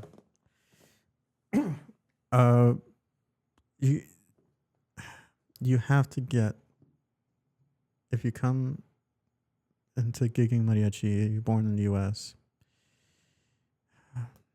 you have to be hazed by a 60-year-old man in mariachi. That's just part of it. That's just a sentiment that I think I've talked to. Most people have said that has gone through. If you come in, especially from the school, and then you go do a gig, and then you do a song, and then there's a song they call out that's a little obscure but still relatively known, and you don't know it, and then you just get yelled at by some very old Mexican mariachi players. Yeah, and that just happens. Now, do you think that that's necessary? I definitely do not think that's necessary. Do you think it's necessary on the current structure of how it is? Definitely not the current structure, but it does weed out. It does have a function. Yeah. I will say it has function, but it's not most effective. It has function because it weeds out the people who aren't serious. Yeah. Yeah. Because some people who get yelled at, they'll just never play mariachi ever again. And we just lost mariachi right there. Yeah. I mean, yeah, it does serve a purpose. And like, just being real. They just need somebody to be, I don't know how that has to happen. Like, oh, it's okay that I didn't know the song. It's not okay. Like, it's really not okay. Like, it's all about thought worlds. Like, they should feel like that they need to go home and practice. And some people do, some people don't. I don't know if 60-year-olds, they get done. If a 60-year-old yells at you, it gets it done. But there has to be a more effective way. And it's just like access to accessibility to information and what to practice. I don't know. I mean, it's becoming more accessible. Yeah, it's becoming more accessible. I've thought like of a utopia, like where somebody like makes an app. Like imagine if you got like something like that's visual. Like if you got a button for every song, and you can actually know how you can actually know how good somebody you have. Maybe if you give some people a rank, like this has an actual serious thought that somebody had in Austin that was working with somebody that was an app developer, like computer software. The guy that was doing it was an engineer at Apple at the time, and he played guitarrón. And some kid had this idea to make a an app for like mariachis in the area. So like instead of going to like Facebook or That's whatever. what I was telling my sister about. Like Facebook is so like inefficient, or just word of mouth. Like I didn't even know. Like I'm starting to learn about like the people who are just there word of mouth. They don't even know about the Facebooks. Yeah, that still happens over there, even though those pages. The problem with doing that, I mean, you can give somebody a bad rating just because you don't like them, and I mean that's gonna hurt your chances of I guess getting hired. There's got to be a way to like. I agree with the app. Not. But you just got gamified. Like there's all this game theory stuff that you can understand. But then you can game it to get to your advantage. No, if you give like daily challenges or a requirement, they give you points. Only positive points. You take a picture of the instrument. Well, no, if you play a song and you have to transpose it like the same, like an aptitude test too, like transposition. Like I think it can truly be done. It just everyone's too lazy to do it, or we haven't found someone who's willing to. Yeah, I mean, because also it would help, but like you see, it helps if you like associate with mariachi. Like let's just think hypothetically, we're off topic. I don't know. To like associate put what group you're part of. Yeah. And then all the groups to put their calendars in there, so they know availability. But I doubt they would do that. that would never happen. I mean, maybe some of the groups that are run by people are born. See, this in is the US. this is why I think this is gonna happen. Actually, is that these old heads are gonna change. And like the whole mariachi scene is gonna flip on its head. That's why I think it's gonna happen. But at the same time, my question is like, who's listening to mariachi after all the people who were around in Vicenti's time? He was the last big artist. Like, who are the clients going to be? Is my question. Like, in 2050, 2060, these time periods. I mean, people have brought that up. We never really talked about it on the podcast years ago, but it was like, I think Sammy talked about it when somebody asked like, who was the next big star or whatever, right? And the way he kind of described it was last month. Huh? Last month. No, it was years ago. Oh, he talked about it like last month too. Oh, well, maybe he brought it up again. But it was like, it evolves. Yeah. So, like, Cristian Nodal style is like the new era. So, like, of like mariachi. That's like what people think, or maybe like the newer generation of people of mariachi think of mariachi, they'll think that. And I think that's just kind of where it's going to take off from.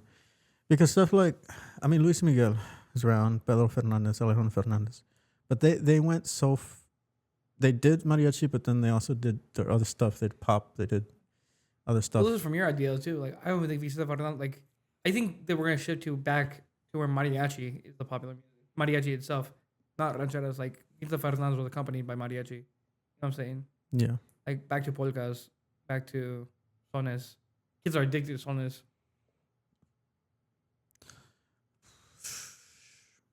You know what? I was gonna ask you. Where do you stand on the idea of what is truly mariachi music? Very good question. That's literally what the question was. Like, inspired the thesis. Is what is a mariachi? Because I mean, it's if we were to just play, okay, we're traditional mariachis. We only play mariachi music. Would it be playing sones? And nothing else. I'm talking about like the origin, the very beginning. Nobody knows about the very beginning. Well, nobody knows, but the recordings and stuff. But even then, understand what a mariachi is. Like these people who we see who are like indigenous in Mexico, they are called mariachis in their own villages, but we would never see them. They're not using regular trajes. They're not using the instruments that we see today. Like somebody who uses accordion, they call them a mariachi, but they're not really something that you expect today. Like what we understand is a branch of Vargas. Like that is what the mariachi that we know today is, a branch of Vargas. But from like the 30s?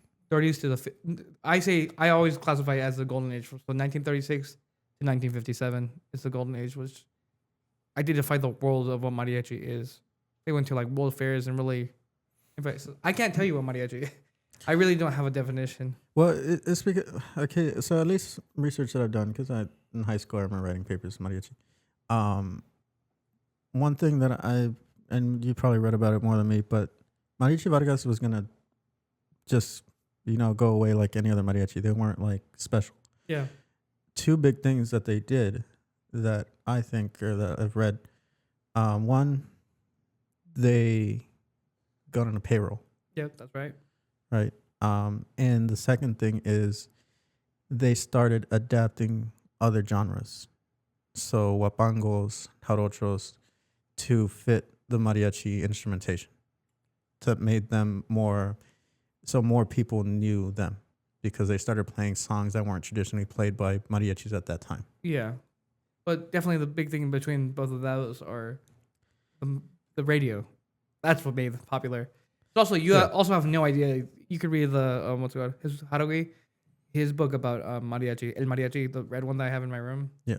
That one really, the government made mariachi what it is today. The government is who made mariachi. And they did that for a reason. The representation, because they wanted a unified, homogenous culture of Mexican. Back in the day, soy norteño, like I'm from Oaxaca, like I'm from Chiapas, like it was never soy mexicano. Like that was not really an idea based on my research before this time. But the government really pushed mariachi. Like we see the World Cup today, who meets them? Mariachis. Yeah. But understand what a mariachi is. It's really that 1936 and 1957 really helped define it. Because if you don't wear traje, people don't really associate you with mariachi. Even though mariachis back in those days wore calzón blanco or just wore whatever the clothes they had on their back. Didn't have traje. And then I see other groups like when I did my research that like they're rapping here. They're doing all this other thing. Are they not mariachis doing Bruno Mars? Because mariachis are just playing the popular music of the time. That's what they do is to satisfy the needs of the clients or the requests of the clients. Yeah, well, I mean that's what you're saying about Vargas. Yeah. Well, even though you go San Antonio and you hear him playing Tejano music, Tejano songs. Yeah. You go Sinaloa, you hear him play more banda. You go to what's it called? Zacatecas, you hear them playing more Antonio Aguilar. Well, so okay, and then that's where I have this is more of a personal gripe with mariachis, especially the older guys, even the younger ones. But when a client will ask for, like Peso Pluma or something, yeah, or even a banda song, even though mariachis play banda all the time, and mariachis love using the stupid excuse of like, oh, it's because this is banda and we're mariachi. But mariachis is a cover band. Yeah. Mariachis are a cover band. Like, we just take other genres and make it a mariachi arrangement and we play it. Like, I think that's just a stupid excuse. It's a stupid excuse. Can they play El Cuatro? Can they play Cibaltaco? Those groups. What are we playing La Bamba for? Like, yeah. Then we would only be playing La Negra, and like we wouldn't be playing La Malagueña. Like that's Huapango Huasteco. Like, but you say, okay, but that's mariachi. Like somebody asks you to play Malagueña. Well, of course we're mariachis. We know Malagueña. But now you're gonna say, oh, we can't play banda because that's banda. Even though we play banda music all the time. Yeah. Even though then we're like, oh yeah, we can do Devil Went Down to Georgia, or we can do Can't Take My Eyes Off of You. Yeah. But that's not mariachi. So somebody asked for some like obscure norteño song, which is, I would say, a lot closer to some mariachi styles, and be like, it's because that's norteño, and we're mariachis. Yeah, some of those old Vargas songs, Poeta Campesino. Yeah, they're like, that's mariachi. Maybe it's actually not mariachi, but yeah. And then the other thing I was also gonna kind of get into is the influences of like all these other cultures, right? Genres, so polkas. Have you seen that video that they made of like they'll play a song, a traditional like German song, and then a mariachi polka, and then it's like you try to guess. Is it so many of the videos are AI. Yeah, there's so many. I don't know if you see my comments. They're like, it's like that's AI. Yeah, some of them are, but there's a lot of similarities, right? Yes. There's a lot of influence. Where do you think polkas came from in Mexico? Was it in Mexico? I mean, there's a Is lot of Duranguense from Durango? There's a lot of German influence. People don't know. I don't even want to get into the history, but people don't know the importance of like New Braunfels. That New Braunfels, San Marcos area. Polkas came from that part of of the area, and they were brought into the north of Mexico. Is that why like so many like Tejano songs are kind of like that, or Yeah. there's like a lot of That came first. Conjunto. What came before norteño and Tejano. They were even called Tejano. Before Tejano, it was just they were called orquestras, which had the horns in them. Yeah. Or conjunto, which is like you heard Los Alegres de Terran, Los Relámpagos del Norte. They started. That's the conjunto style. Yeah. Like that. That's that area, the San Antonio, New Braunfels specifically is where the area they came from, where German like Czech immigrants brought the diatonic accordion, and it got to North Mexico and really, well, there was actually a lot of European immigrants too, in Mexico City at the time. Mexico City was nowhere near the size that we know it today. Like only like 100,000 people, maybe 300,000. Yeah, now it's a polluted mess. Yeah. But so that, I mean, there's that influence, and then when I was trying to look up the origins of boleros and mariachi, I find so many different. It kept taking me to different areas, but there's the Cuban bolero. Yeah. I think is kind of the main source. Right. But there's just also so much jazz influence. Oh, in the bolero, yeah. In the bolero itself. Yeah. So. The cumbia has a definitive introduction. That one's definitive. What, from Colombia? Yeah, from Colombia. But no, there was one in Mexico. I forgot. They came to Mexico. Like one specific group came to Mexico, and that's how it became part of the Mexican. Is the difference from Colombian cumbias and Mexican cumbias literally just major and minor? Nah, pretty much. I don't know. It's pretty similar. I was gonna say, classical music's also an influence. Yeah. Have you heard fandango? About fandango? Yeah. You know the rhythm of fandango? No. I learned about it in musicology class. Oh, really? Yeah, and the first time they mentioned mariachi, they also mentioned fandango. The rhythm is like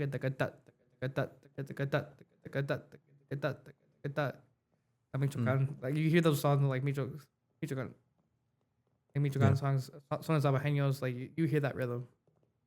I haven't discovered that. I haven't researched that in detail, but maybe perhaps that's one of the words. Isn't there a song called Fandango or something? Mariachi, I think of. I'm sure there is, but it's probably not the same rhythm. Yeah. Or same with wapangos is like you talk to like some like I love wapangos, like, and then you play play Malaga and you're like what's that? That's always the funniest thing to me when a client asks for play wapango, and then you don't really know what it is that they want you to play. So you assume probably what is what is that style called? I keep forgetting. Wapango. Norteño. It's wapango norteño. Oh, I've never heard that. I don't know. No, not Pablo Navido. Yeah, I'm talking about that 6/8. Yeah. Well, I'm saying Pablo Navido. I thought that was a German style. I'm thinking about like La Boda del Huitlacoche. Like it's the same thing, right? Yeah. I just know it as a wapango norteño. Really? I don't know. I remember hearing it as some other name. But I mean, yeah, there's that. There's wapango huasteco, just wapango, and wapango. I don't know. Well, and then all the different styles of rancheras. Yeah. Why are they all called rancheras? You know the answer? No, I don't. I forgot why. I don't, because you have a lenta, and then corrida, and then polka, and then ranchera, bolero ranchera or something like that. Valseada. Oh yeah, valseada. I don't know why they're all called rancheras though. I don't know the origin of the word ranchera. I don't know. Ranch. Yeah, maybe it's because I don't know. These styles came from the rural parts of Mexico. Yeah, that's what I was assuming. It's because like you playing on the fields or at your ranch, and it's just like a story and like just like folk stories. Also, you don't learn in school the difference of styles. You just like play. Okay, we're gonna play La Viquina, and we're gonna do Contigo Aprendí, and then we're gonna do, we did like las bodas or whatever.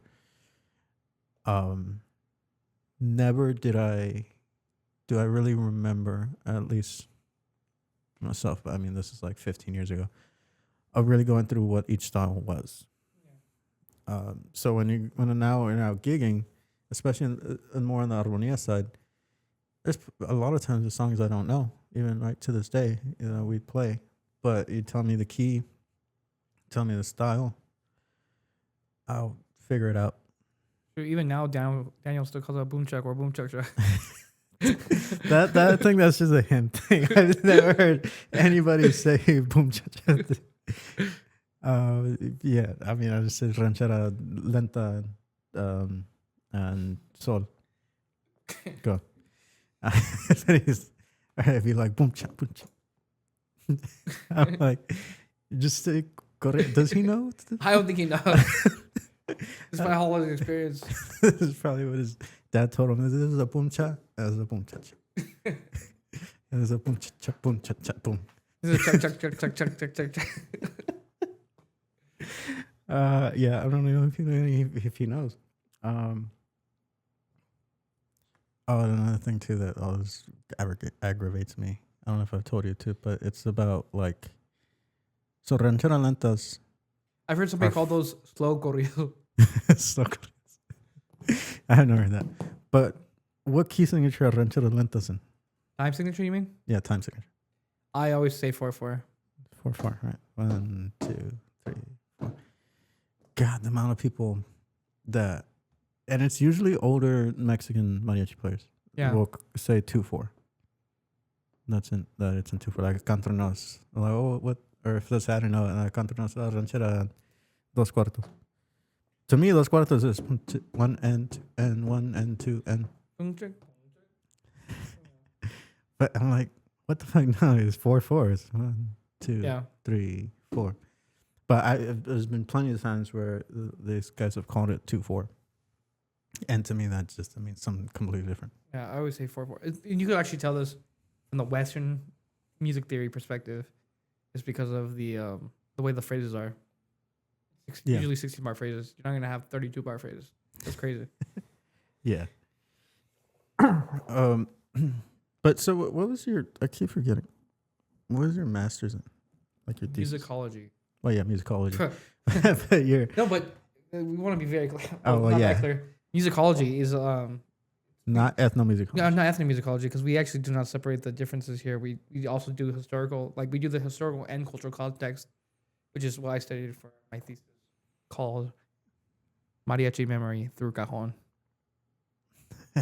by CarlosManuel Aceves. How many? I don't even think we said my name, did we? In the very beginning, you introduced yourself. Oh, did I say I don't know if I said my name. I don't know. I mean, your name's gonna be in the thing. But how many AI generations did it come to you and came to that title? No, my advisor came up with the title. Well, how many AI generations did he come? Just one go. So what was it? Mariachi Memory Through Cajon. It was actually Memory Through Cajon in San Antonio. But that's before I went to Mexico City and then Tampa.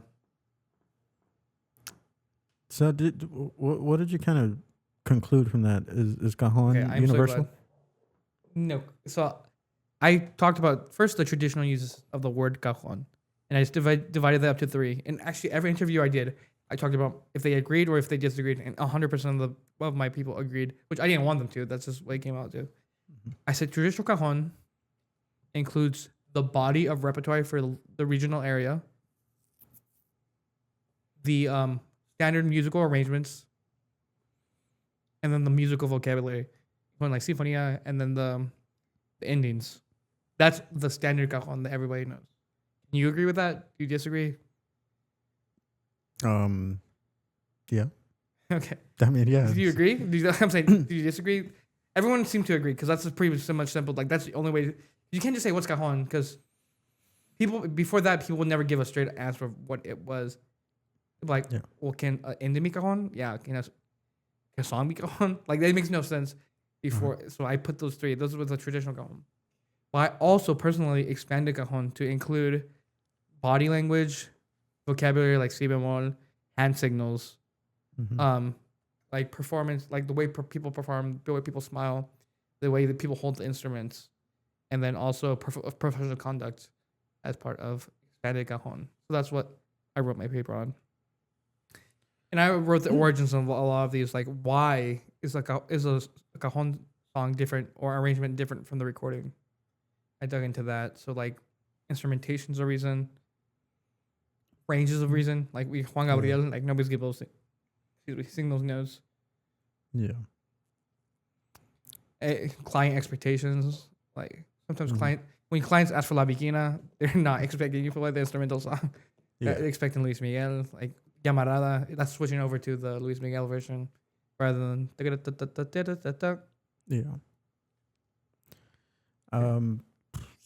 But were you did you kind of separate this? So did you look at it through regionally?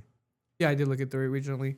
I had 3 field sites that I studied was San Antonio, Tampa, and Mexico City. And I did extensive research definitely in San Antonio.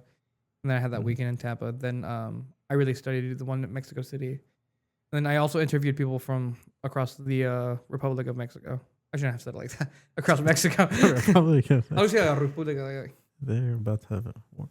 So what did you find that like agreed with each other from the 3 different? Usually the arrangements, and I actually learned the origins of some of the of cajon was especially Mexico. People were going on tour. They would spread these standardized arrangements and like these ways of communicating. Something that differs is over time and like over region, like style is what really like where the armonía places the beat, the width of the vibrato, and then the speed of the vibrato as well for the mariachi trumpet is something that changes. Sorry, that's also something that was really important on my expanded definition of cajon was the mariachi style. I also talked about this idea of collective equilibrium. I know that's like a big word for just like when you go to a group, like let's say all you people that you play with 500 people, you come to a consensus of the mariachi style, of the style that you're gonna play. Something that I talked about, collective equilibrium. If you go to Mexico, you're gonna fall into the collective equilibrium. You're gonna fall. Basically, you're just gonna play how they play. Yeah. But how does that relate to cajon though? Because that's what the expectation is of professional conduct. Cajon, that's what's expected. It's expected that you have a black suit. It's expected that you wear moño. It's expected that you wear botellas instead of tennis shoes. Yeah, no Crocs. Yeah, it's expected that you shave or that you have a well-groomed mustache, that you take a shower, that you what's it called? Like there's these expectations. There's expectation that you speak English or Spanish, not like French or like just all these small expectations. There's a smile like expectation that you smile when you talk to a client, like the way that you talk to a client, that you charge per hour, like these business practices too. Like you don't charge per song. That's not what you do. Like there's all these cajon like expectations. Like that's part of the cajon basically that I was talking about. There's expectations that like some groups, there's expectation that you ride in the van. Yeah. Yeah. Expectations that you get there early. Expectations. Yeah. So and you really expanded the definition of what cajon is. Yeah, that's one chapter. And then I also talk. There's a lot of theory in it that I do not want to get into. Just the way the brain memorizes, the way collective memory, collective the peripheral peripheral learning is something that I talked about a lot too. Here is something you're like in Mexico, mariachi is a tradition of nepotism. Yeah, I would agree. Yeah. Mariachi, like I talked about, like these days, mariachis there's not first generation mariachis these days in Mexico, pretty much not often. The majority of first generation mariachis occurred within the golden period of 1936 to 1957. And then from there, people are now the grandkids of mariachis, the kids of mariachi, the sons of mariachis. Yeah, I mean, definitely the Danny Rey was Pedro Rey. Yeah, well, that's one of the exceptions of the far generation. Sixth or seventh generation. Yeah, I mean, did you get into the fact that, at least to my knowledge, there's never been non-Mexican descent player in Mariachi Vargas. I did not talk about that. Yeah, there's a lot that I want to talk about, but I was warned that this is a thesis, not a dissertation. So maybe Well, I'll maybe do maybe the I'll continue dissertation. for my dissertation. Something I talked about is also is Cajon distribution. So through recordings, through word of mouth, and then through people like El Zombie, Raul Castillo. These are people who are directly responsible for transferring style, like Christopher Wovlavac, the trumpet player who plays with there in California. Mm-hmm. Yeah, he's online. It's only gonna grow more and more. TikTok is really transferring the style. Like I hear like all these trumpet players. Here's something like the micro trends, like with Caminos and Guanajuato. Those where did those come from? Like where did those entrance, like the expanded entrance? Like they're micro trends. Yeah. So then, what did so when you're researching on this and asking these people, was there a lot of like, that's just the way it is, like? Yeah, that was actually a big problem that I anticipated when doing interviews. But like then I really like had these questions that really helped me talk about like the brain processes. Like what is, can you explain in detail what is the brain process of transposing the song, and tell me exactly like in deepest description on how that happens. Oh, like because it's so easy. I just do it. Like that's not what happens. Yeah. This guy in Mexico in Plaza Garibaldi, he talked about this one concept of developed intuition. Mm-hmm. He's like, my body just moves and like somehow the music comes out. He's like, I just know the notes I'm playing, but I don't know what the keys I'm playing. Like these guys are just like prodigies, but they really just don't know how it happens. They just do the experience because those guys play mariachi all day, every single day. Yeah. Like if they move up a key or down a key, they don't think about the key signature. They don't think about anything. Like for somehow, he said that his body just moves and it just happens. Yeah. I mean, it is part of muscle memory. Yeah. Yeah. Whenever I play a song that I don't know, I experience it more in boleros and sones. I experience some of that where it just happens, and I just instinctively play a rhythm, especially in a son, or a chord progression in a bolero, where I'm like, I've never heard the song in my life. I don't know where the voice is going. Yeah. But based off of hundreds or thousands of songs I've played in the last 20 years, it's probably going to go there. Isn't that so interesting? Because I hear like these like micro, like, I don't know, phrases I play, and I hear Joshua, who has 1 year of experience, anticipating that, like, what I hear things in my head, and like he does it while I hear. Like, there's no way he's reading my mind. It's just so interesting. Like, there's something that's happening there. Yeah. And the way right now the World Cup's happening, the way we're able to watch the World Cup and not even think when we're playing at Atlanta. Yeah. You know, I experienced it a lot when I was like at the peak of gigging, when I was like doing it so much to where I disassociated completely while I was playing. It was because of school and whatever else was going on in my life too, but it was just like, it got to a point where I played so much. I played these songs. I knew so many songs. I would sing all these songs that before I would use gigging or playing as kind of a escape or like to focus on something else. Yeah. And it got to a point where that was no longer possible because I was not even thinking of what I was singing or doing. Like it was just straight up muscle memory. I was completely in my mind. I was living something else. Yeah. While singing. Especially when preparing to write my thesis, like I was watching y'all in such detail. Like not even thinking about what's happening when I'm playing. Like I'm just like watching everything else that's happening, like everyone's faces, and that's something that's like important too. Seeing that people are like liking us, like but we're still playing. We're like worrying about what other people are thinking, like what's happening. Yeah. But I mean that's just a trend you'll see in any profession, right? And somebody that's been at their job for so long that they just go through the motions of it. So I mean, wouldn't then technically kind of any profession have its own version of cajon? Were you my committee? Yeah, I didn't get a chance to go to your defense, so I'm right here. Was it Everybody asked that throw your question. Everybody thesis in asked the that chat. exact same question. in your committee? Yeah, even I did a Or- presentation for the department too, Oh, okay. and Yeah. they asked the question. The problem is the difference is, which let's talk just about not every profession, but at least every genre. No Well, yeah, every group genre. has talked about it specifically to the extent created this idea of cajon, the way that mariachi has, like the Mhm. extent of standard arrangements of standard repertoire. Like Miguel Martinez, like us, like replicating what these greats have done. Like no genre has done it because jazz has standards, jazz transposes, Mhm. but does jazz have vibrato? The exact same vibrato. Like when you play something, there's the expectation that you have the same amount of tongue pressure, the same shortness for every song. Like it's just the detail of expected from mariachi. It's association with being a symbol that represents Mexico and the respect that people have for it that makes cajon different from other genres and other professions. If you really want to bring it into that. Because like the micro, is exactly why I'm arguing my thesis and through the theory. The micro is the same. Like when you see the people in Vargas, they smile the same way every single time.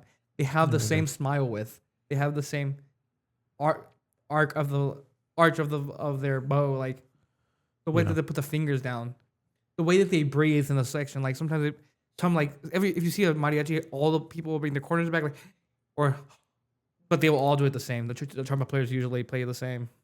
Yes. They just become in sync. That's not Yeah. the micro is what makes cajon. You know, I saw that a lot in the high schools, that when the competitions started growing a lot more, because really competitions really took off. I'd say like 2012. Yes. I say that's when it's been in like high school and stuff, because Vargas has been around since, or Extravaganza was since like the 90s, but there wasn't really 1890s? No, I'm just kidding. so yeah, but the early 2000s stuff, but there wasn't. It was like right. They weren't at the Lila Cockrell Theater in Yeah. 2000 or whatever. It's grown so much, and then there's so much like movement, like exaggerated movement that they'll teach like the students to do, but it's done in a way that it's so obviously choreographed. There's a style, mariachi style, that's unique to the competitions. Yeah, It's complete. You'll never hear Vargas sing like the way that they're hearing. Like it's a whole different thing. That the thing, if you want to talk about style, the competition style is something that's completely different that you'll never hear at gig. Also, the Mexican, the old mariachis, the way that they sing is so similar. Like they sing the same way. you talking about the players, like old Mexican players? Yeah, old Mexican. Oh, no, I'm yeah, saying yeah. the vibrato And and like the space. They have the exact same space. Uh-huh. It's just I don't know. Like the San Yeah. Antonio trumpet style. I feel like San Antonio trumpet sounds so similar to each other. But like it's not Yeah. bad. It's just like it's a style. Like, that's how trumpet players in San Antonio sound. Yeah, you develop the regional thing, because you know, in Austin playing for so long, a lot of things I do, you go play in Austin and it'll be like, oh, I see that, or you notice somebody else does something similar, like a popular group in Austin called Mariachi Relámpago, which means thunder. In Por Mujeres Como Tú, we had this thing called that was coined the Relámpago G, because they would add a G major in that intro. Yeah. That's not in the music. Nobody does, but they would do it. It fits right musically, but it's just they would do it. And if Yeah. you go play with Relámpago, you got to do it, and or else like the guitarron's gonna do it. The viola, somebody they're gonna do it. And a lot of the stuff that I talk about, it comes from boredom, just mundane. Like, Yeah. if you change 1% every chamba or once a week, by the end of the year, it's a whole different way of playing. Yeah. Yeah. Yeah. I mean, yeah, you develop your own. Like us, like we play in Chihuahua. I thought I was the only guy who double tongues at the end. I've been seeing it on TikTok. I'm like, I don't know. Yeah. Also, I just want to I'm not gonna call them out. I don't know who it was. I saw some group in Tampa, and they were playing. You know that Adorno I play for Cielo Lindo, the one that I do every once in a while. I think Gabriel took it, and now people are playing it in Tampa. Oh, really? So I think it's interesting just to see the way like Adorno transfers over. Yeah. Like the adorno in Cerco el Bailador, that violin adorno. Like where does that come from? I don't think that's in the recording. The like scale. Yeah, that scale thing. It's done a lot in Austin. Yeah, I mean it's done in San Antonio too. Yeah. In Mexico even. Yeah. Oh, yeah. Yeah, it's not in any recording. Yeah. And a lot of these. Like written El Rey. Uh-huh. It's like, yeah. And then like you expect like that grace note in Hermoso Cariño. Like, it's just the way it's done. Yeah. I don't think any genre can say it like to this extent. Like even when you listen to it, like Beethoven Symphony, the way that you can hear Chicago versus Berlin without a doubt, 100% of the time. Yeah. But is that like, so I've sat right in orchestra rehearsals and stuff. I never really made it fully through to go to a concert or perform in a concert. Ain't no way. What? You've never been to an orchestra concert? No, I'm saying perform. Oh, okay. No, I've been to orchestra concert. I'm saying I've never performed in one. Like I would be part of some rehearsals. This is when I was at Texas State. Yeah. But yeah, I never made it to playing an actual concert. But it is like, you play in an orchestra and you have a set of songs. You practice for, I don't know, months, 2-3 months, and then perform. How often is it that you go back and play those songs? No, wait, that you play personally, or the ensemble plays it? That the ensemble. It's usually once every 5 years. You'll maybe get a repeat. And when it does repeat, is it done the same way? No, absolutely not. Even if it's the same director? It's depending on the conductor. Maybe if it's same conductor. Usually not even then. But something that's noticeable is the sounds that you get.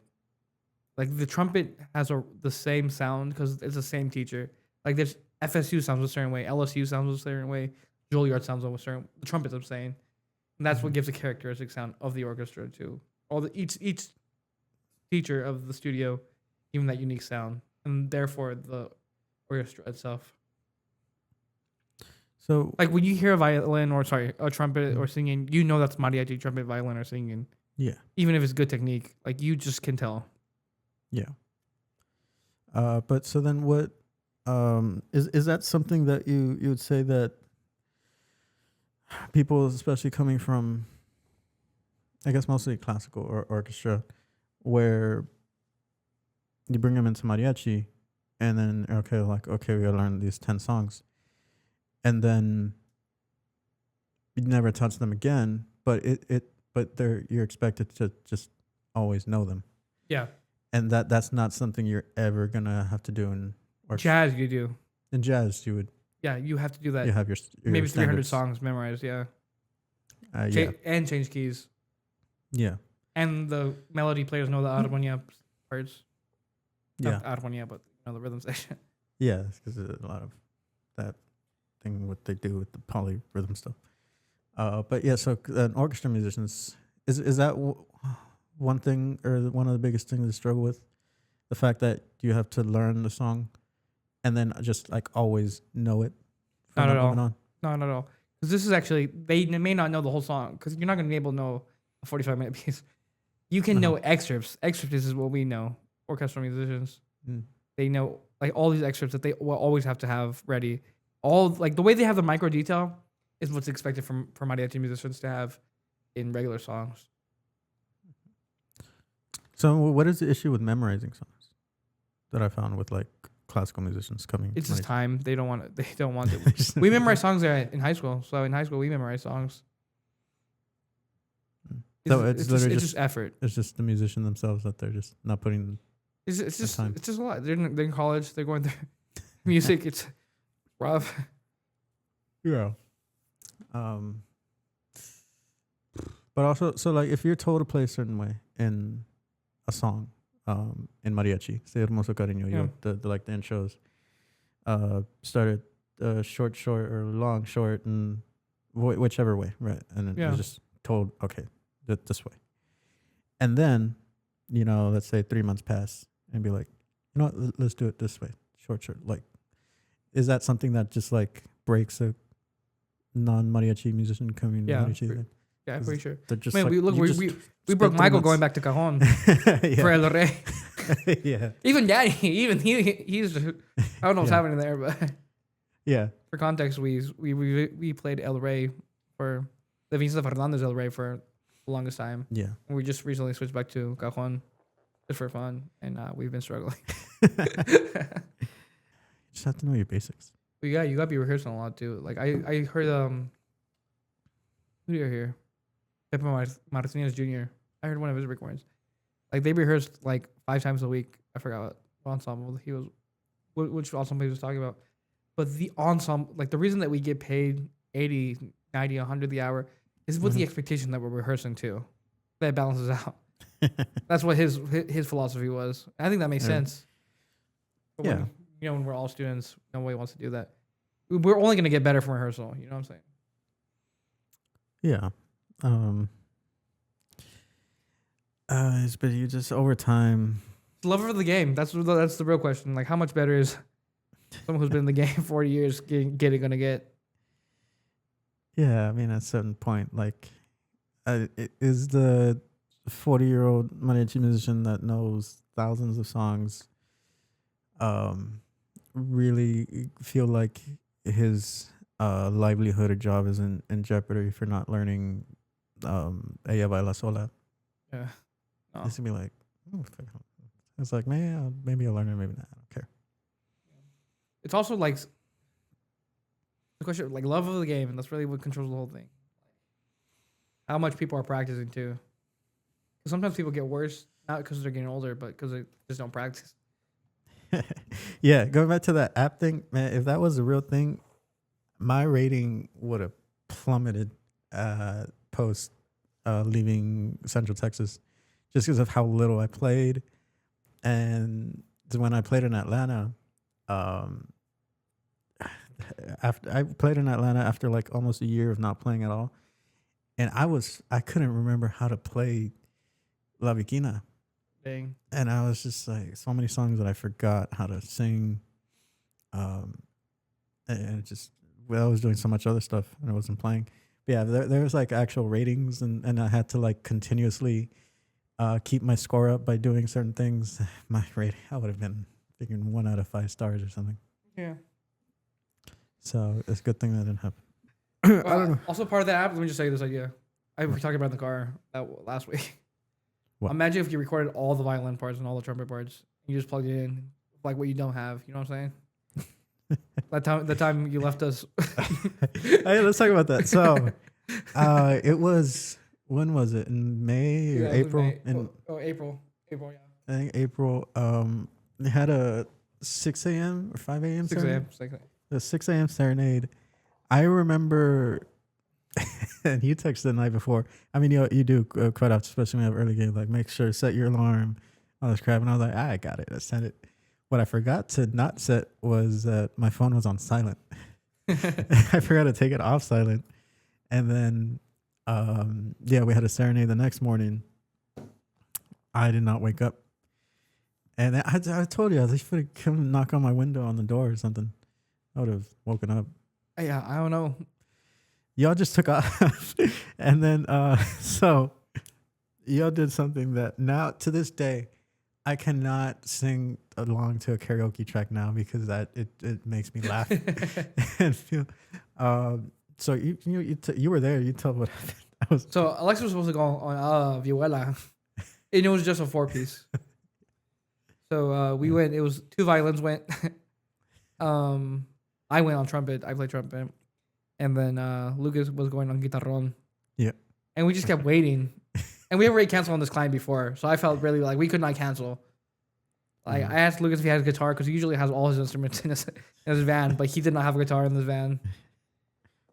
So she was like, "I don't care what y'all have to do, but make sure y'all just need to start." So my idea was just to put on the karaoke tracks, and it was actually quite nice because they had violin 2, violin 3, first trumpet. It was like we had 3 trumpets. It sounded like we had 3 trumpets in a full violin section, and 2 guitarros. Every once in a while, like, puro mariachi karaoke. That's what I can't. Every time I hear that now, I was just like, I can't sing this song. So you And they actually really enjoyed it. Yeah, it was a whole. It was an hour. Now it's Serenata. It was an hour. Yeah, it was an hour. So y'all did an hour of with the speaker. And then I remember like we play songs like one day we'll click it. It will be in sol. Yeah. Then we have to stop the song and just find the right the cajon key if they had it. But sometimes they wouldn't have it. We had to transpose. So like I think we had to do like el re like. So I really put y'all to the test. Yeah, but I knew it was possible. They really enjoyed the gig. They really enjoyed. Like we sounded great. Have we played for them since then? No, we haven't. I mean, it's only been a month. Yeah. Yeah. So I didn't wake up. That's not the first time that's ever happened in my life. It's only ever happened 2 other times. So that's been the 3rd time ever that I've slept through a early gig. One was a Virgen gig. Dang. That was bad. Luckily, there's a guitar player, although she struggled and followed me most of the time. But I don't know, she was able to get it done. There was another time where, I think I was also a viola player. And I don't know how they did it. But the guy didn't even call me or anything. I didn't hear it. So I woke up and it's like 9 a.m. or something. And then I didn't receive no text, no call, nothing. I called the guy. I was like, hey, what happened? Did y'all do this? He was like, yeah, we did it. It's like, okay. And that was it. Just hung up. Saw him the weekend or something. And then I made a bunch of stuff. I forgot my instrument one time. I forgot my traje one time. That was with what the hell's her name? San Antonio.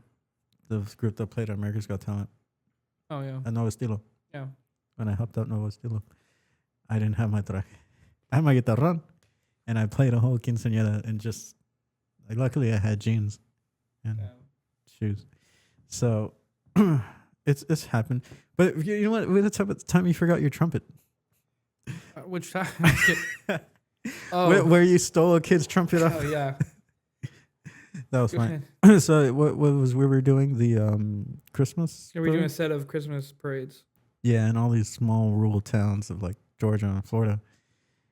And where was it? We were in Nashville, Georgia. Yeah, in Nashville. We drove, so it's like 2 hours. 2.5. Yeah, we drove all the way there.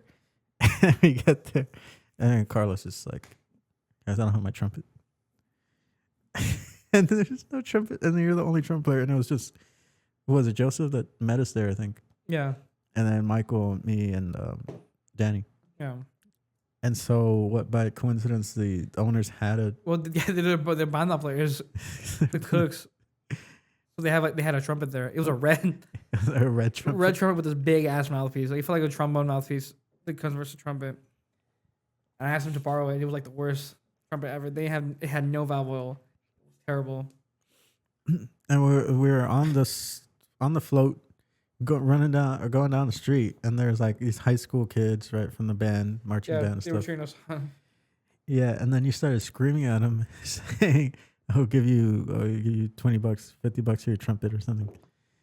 And then how did you even like get the contact or anything? I gave him my business card and I said, meet us at the restaurant after. We're gonna play at the restaurant for a couple hours. Oh really? Yeah. And then you got him food. Yeah, and I got him a free food too. Yeah, that was so funny. Like he just took a rent, and it was like wrapped in Christmas lights. Yeah. It was better than the. Yeah, it was a Yamaha Advantage, like the standard beginner trumpet. So pretty solid. So how was it playing in San Antonio? For me, that was good. Yeah. I like playing in San Antonio. It's fun. It's different. Like now that I'm playing like in Tampa, I'm playing the way we play. Like it's just different. Like I played synth. It's like down step. Like when I played. I learned with us like when we do años, they go back to the B section rather than the A section. Like that's Cajon. Like there's no way you would know that without like knowing it. You know what I'm saying? Yeah. And then like Somos Novios. I thought they were going to do a trio for some reason. I just they expected me to play the trumpet solo again. Oh yeah. It's just small things like that. Like Volver. I played the ba ba ba ba ba ba. They're like oh yeah, because everybody just does goes back to the top again. Well, they'll do the the other intro. What was bad? what's the second intro? The yeah, that one. And then they'll do a bolero. Yeah. On it. So there's all these weird things. Like I get the job done. I just don't know what they know. They do like weird cumbia. Sometimes they do Tejano music, which I cook on because I don't know if you know this about me. Like I grew up playing Tejano music. Like I gigged playing Tejano music. I still helped out with little groups out there here and there. You haven't gone taking your accordion? I haven't. This guy had to use the bathroom and he wanted me to play bass. He was like, "Here, play bass." I was like, "You really get that wrong?" Yeah. You're like plucking it. I enjoy playing. The only thing I hate so much. You see, we're just spoiled here in Florida, or especially in Tallahassee. All the gigs are just so far apart. They're so far. We're over there, San yeah, and I live over there in the east, in the west side, the far west side, there by SeaWorld. Oh, you're even farther, like by Medina Lake. Oh, yeah. So to go to Chamba, like it's like an hour. Like I'm not like. If you go into Southwest. Yeah. Yeah, that would suck. If you go to like 1604 Six Flags, that's like literally all the way. Who's the most interesting person you played with over there? Call him out. The most interesting? How do you mean interesting? Who's the worst? No. I got you. Just kidding. I don't know. My favorite person I played with, like, has been, it's like sort of like Joel Soto. Like he just knows so much about mariachi. Like I've talked about him before. Like he just exposed me to like so much like obscure names, like that I would have never known. And like he did like all these cumbias. That, like he just never said no like to clients too. Like we just play like whatever they asked for. But they all got the job done too. Yeah. Yeah, this other trumpet player named Rene. Shout out to Rene. He's Venezuelan. He like learned trumpet, learned mariachi. He's real solid. Like he has a style down and everything. That's something that you don't see too much in he's Venezuelan, but that's something you see over here on this side more, where everyone's Venezuelan, Cuban, Colombian. You don't see that much in San Antonio, but you're starting to see it. Yeah, you'll definitely see it a lot less over there. I remember we had this trumpet player. I think he still comes sporadically every couple months a year or something. This Colombian guy that plays trumpet in Austin. And it's just like such a rare thing. Just know him as Colombiano. I think Gino's trumpet player, actually, the new one they got. I think he's been there for like a year now. He's Colombian. Oh, really? Yeah. We'd have this, I think he's still in Austin area, trumpet player. He was from Dominican. And he was black. But what was funny? Black, he was papi. Yeah, he was a real funny guy. He grew up playing salsa. Oh, yeah. He a great salsa trumpet player. And mariachi, he just did it well because a lot more money. So are there a lot of guys who double like that? They're in at Texas State, the social group there. What do you mean double? Or they mostly because they have Latin American studies or Latin American music performance or whatever. So like double and like doing salsa and they do mariachi, or like you see guys in both of them. At least trumpet players. I can see violin. Honestly, less trumpet, but it used to be a lot more overlap. But that's because back then John Lopez was director for both. Yeah. Now there's two separate directors, and although they still they're friendly and stuff, but it's different, right? When you have the same director for both. But there still is overlap. But the overlap happened a lot actually with the singers. Oh yeah. So people that were primarily vocalists in the mariachi would be vocalists in the salsa. Some trumpet players would. The ones that were M&G, honestly, I'm not really. They would just kind of focus. Because salsa is different.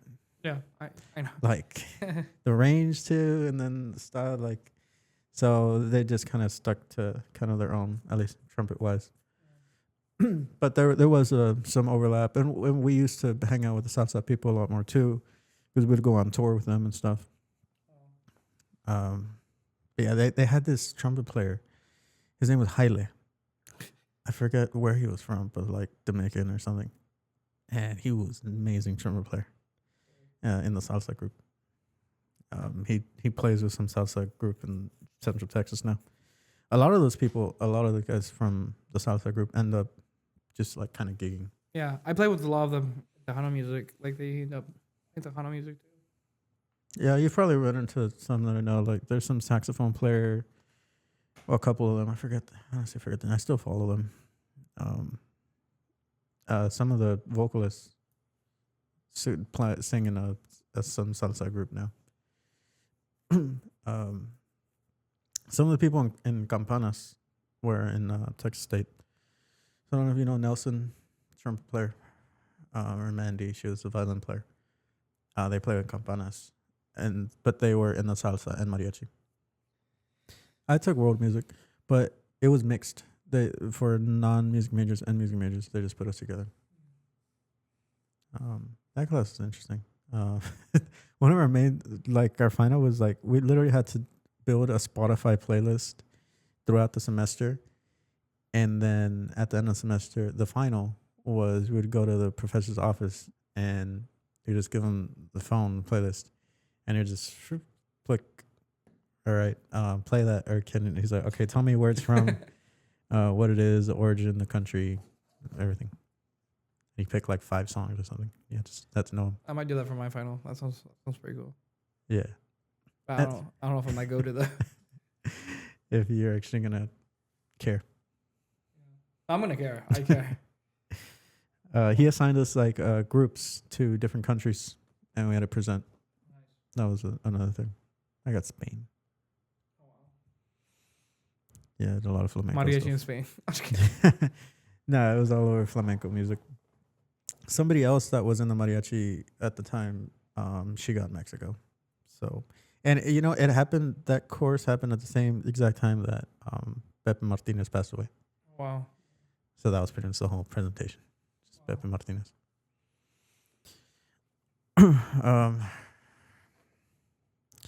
Let's see. Did you talk about everything that your thesis was about? Pretty much. Yeah.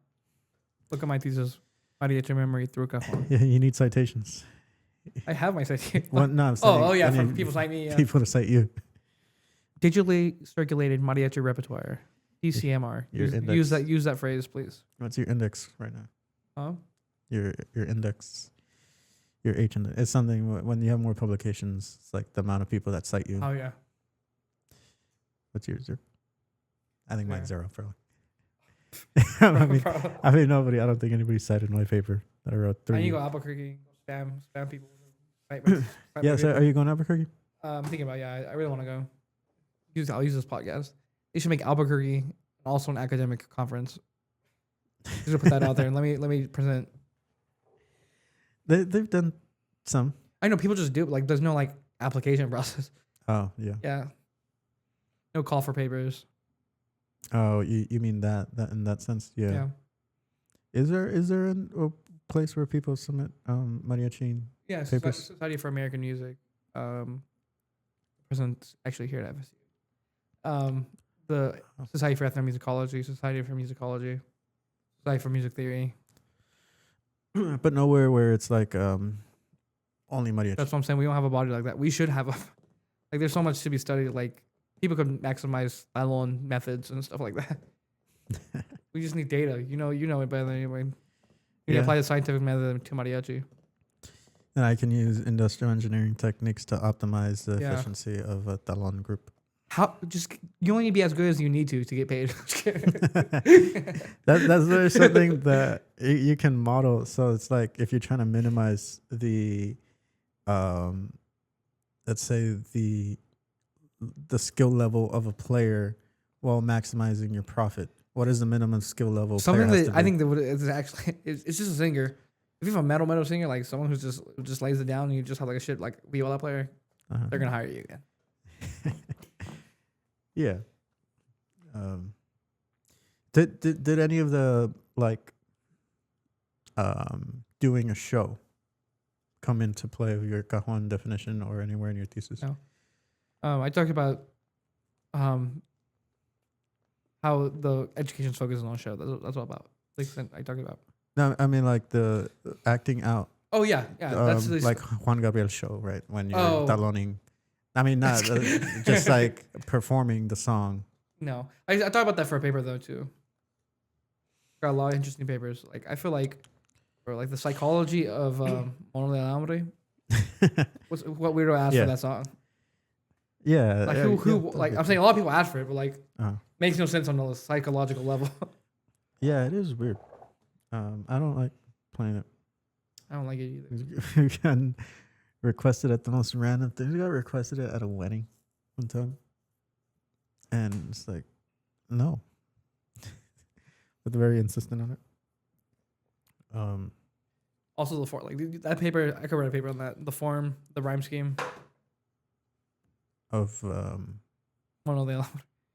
just you just need it. Yeah. Remember, everybody, you just gotta get into the academic world.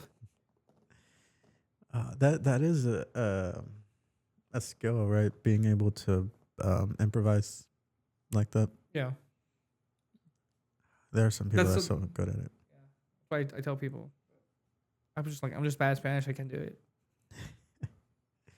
You just start saying that. Yeah.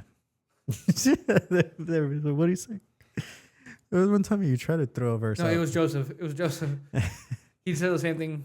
Buenas noches todos. Buenas noches. Yeah. Buenas noches todos. Yeah. And also, I don't know. I feel like you also have to be a certain age. Were you there? What? I don't know. Or we just cooked them. Like the first time we ever did it, ever. Do you remember? It was like there was a fire in the middle. It was during winter. I don't. Maybe. Oh well, the guy left. I focused on one guy. And then he left right there after. Oh really? I don't think so. I don't remember that. I don't know. Sometimes I've missed gigs. I've never missed a gig. Yeah, how does that feel? It doesn't feel good. 100%. I would like to miss a gig, but you gotta train somebody. I train them, but like, metal, like train Gabriel. Train them. Who else is? The thing is, people don't understand. It's like with any genre, you cannot put one foot into mariachi, like especially mariachi. Yeah, I try to get people to understand that. Like I recommend that people go into mariachi. There's so many opportunities in academia with the government grants and all that stuff. What mariachis have government grants? Do you know? There are some out there. It's usually the top ones. The Chicago mariachi. Probably. They probably do. How did that happen? How did it? Because it was from Cobre, right? The guy from Cobre that moved to Chicago. Yeah. And they kind of started building some stuff in Chicago. Yeah, I don't know about that, but I know the one in Miami, Mariachi Conservatory there. They do really well with in their grants, in their funding. Also, Guadalupe Cultural Arts Center, they do well too. There's so many grants out there. Like we could be great. I'm gonna apply for a grant, so hopefully we can get some trajes. I found one. They will just get suits and everything. Really? Yeah. Then you have to have it in their honor or something. No, you don't have to do that. I don't know. So what's next with you? What are you gonna? So you're starting the PhD. PhD. So you're gonna be here another 10 years. Well, how long do you think really it will take you? 3? It could take me 2 if I really, really want. It's basically I just need to see what I want. Don't you have to take classes again though? I'm considered a second year. Like my credits transfer over. That's really, really like that's why everybody stays at FSU. For like, I mean, it's a great program too. That's how they got you. Yeah, they got me. They're like, your credits transfer over. I'm like, whoa. That's not a bad shout. I had to like redo my master's when I got here, basically. Yeah, that's what I'm saying. Why don't you go to musicology to see what see what credits transfer over? Of my public policy course, my transfer. Yeah, Gordon took a public policy course. Oh, really? But so you're gonna do the PhD? Yeah, I saw a video on Instagram yesterday. It made me feel pretty bad. What? It was like, of all the people who move out of San Antonio, why don't they come back? And I'm like, oh man, it made me feel bad. I might come back to San. You don't think you'll go back? I think I will go back. I would move back to the Valley. I would like to do something big. I would like to do a project. I don't know what, but you know what I'm saying. Project like what? I don't know, like an organization or something.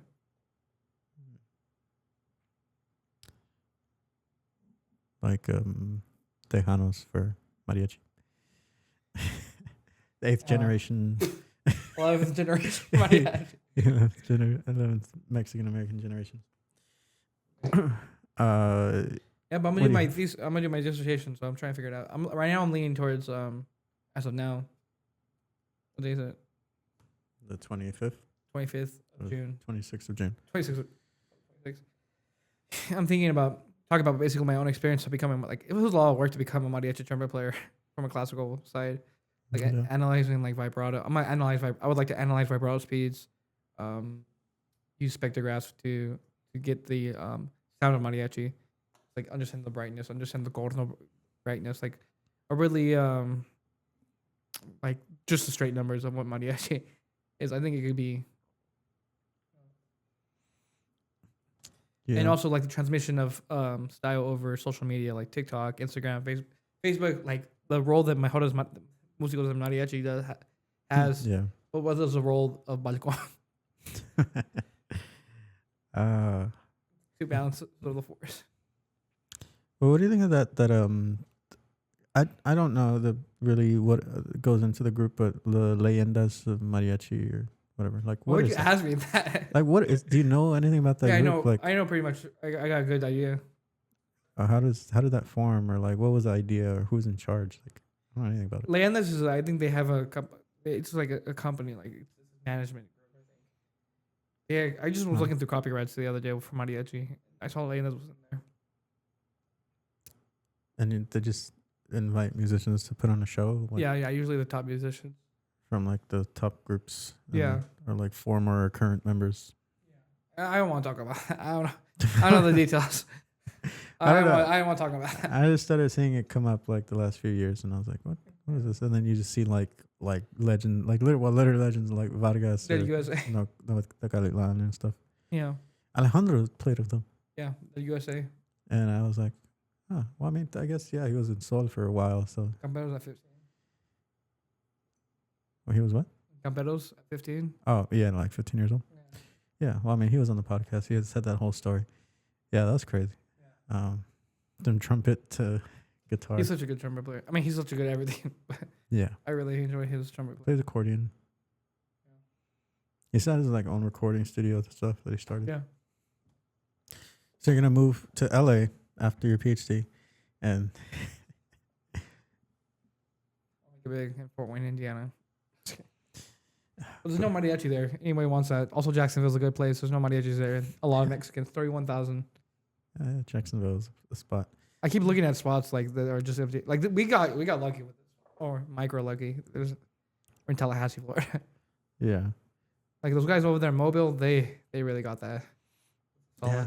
There's only like 4 mariachis in all of Alabama or something. Yeah, but they also get all of like Louisiana, Mississippi, Yeah. over here in Florida too, and Georgia. They did it. Yeah. I think Fort Wayne. I shouldn't be. I mean, when I did my imaginary conservatory, I said Fort Wayne, Indiana. The population. You go to Columbus, Ohio. You can go to Dayton. You can go to Detroit, Chicago, all within 4 hours. So that's the goal after the PhD. You're gonna find some spot and camp and. Bro, it's been fun traveling back to San Antonio and Tallahassee to play. It has to be worth it. Yeah, I would like to make my own group just of dedicated musicians. I mean, not they. Oh, by the way, I play in Carlos's group, just in case you don't know. I'm the people who want to stay and just build something long term. In Tallahassee? Maybe not Tallahassee. Definitely not, I don't know. I don't mind Tallahassee. We'll see. Well, see, I'm the research assistant for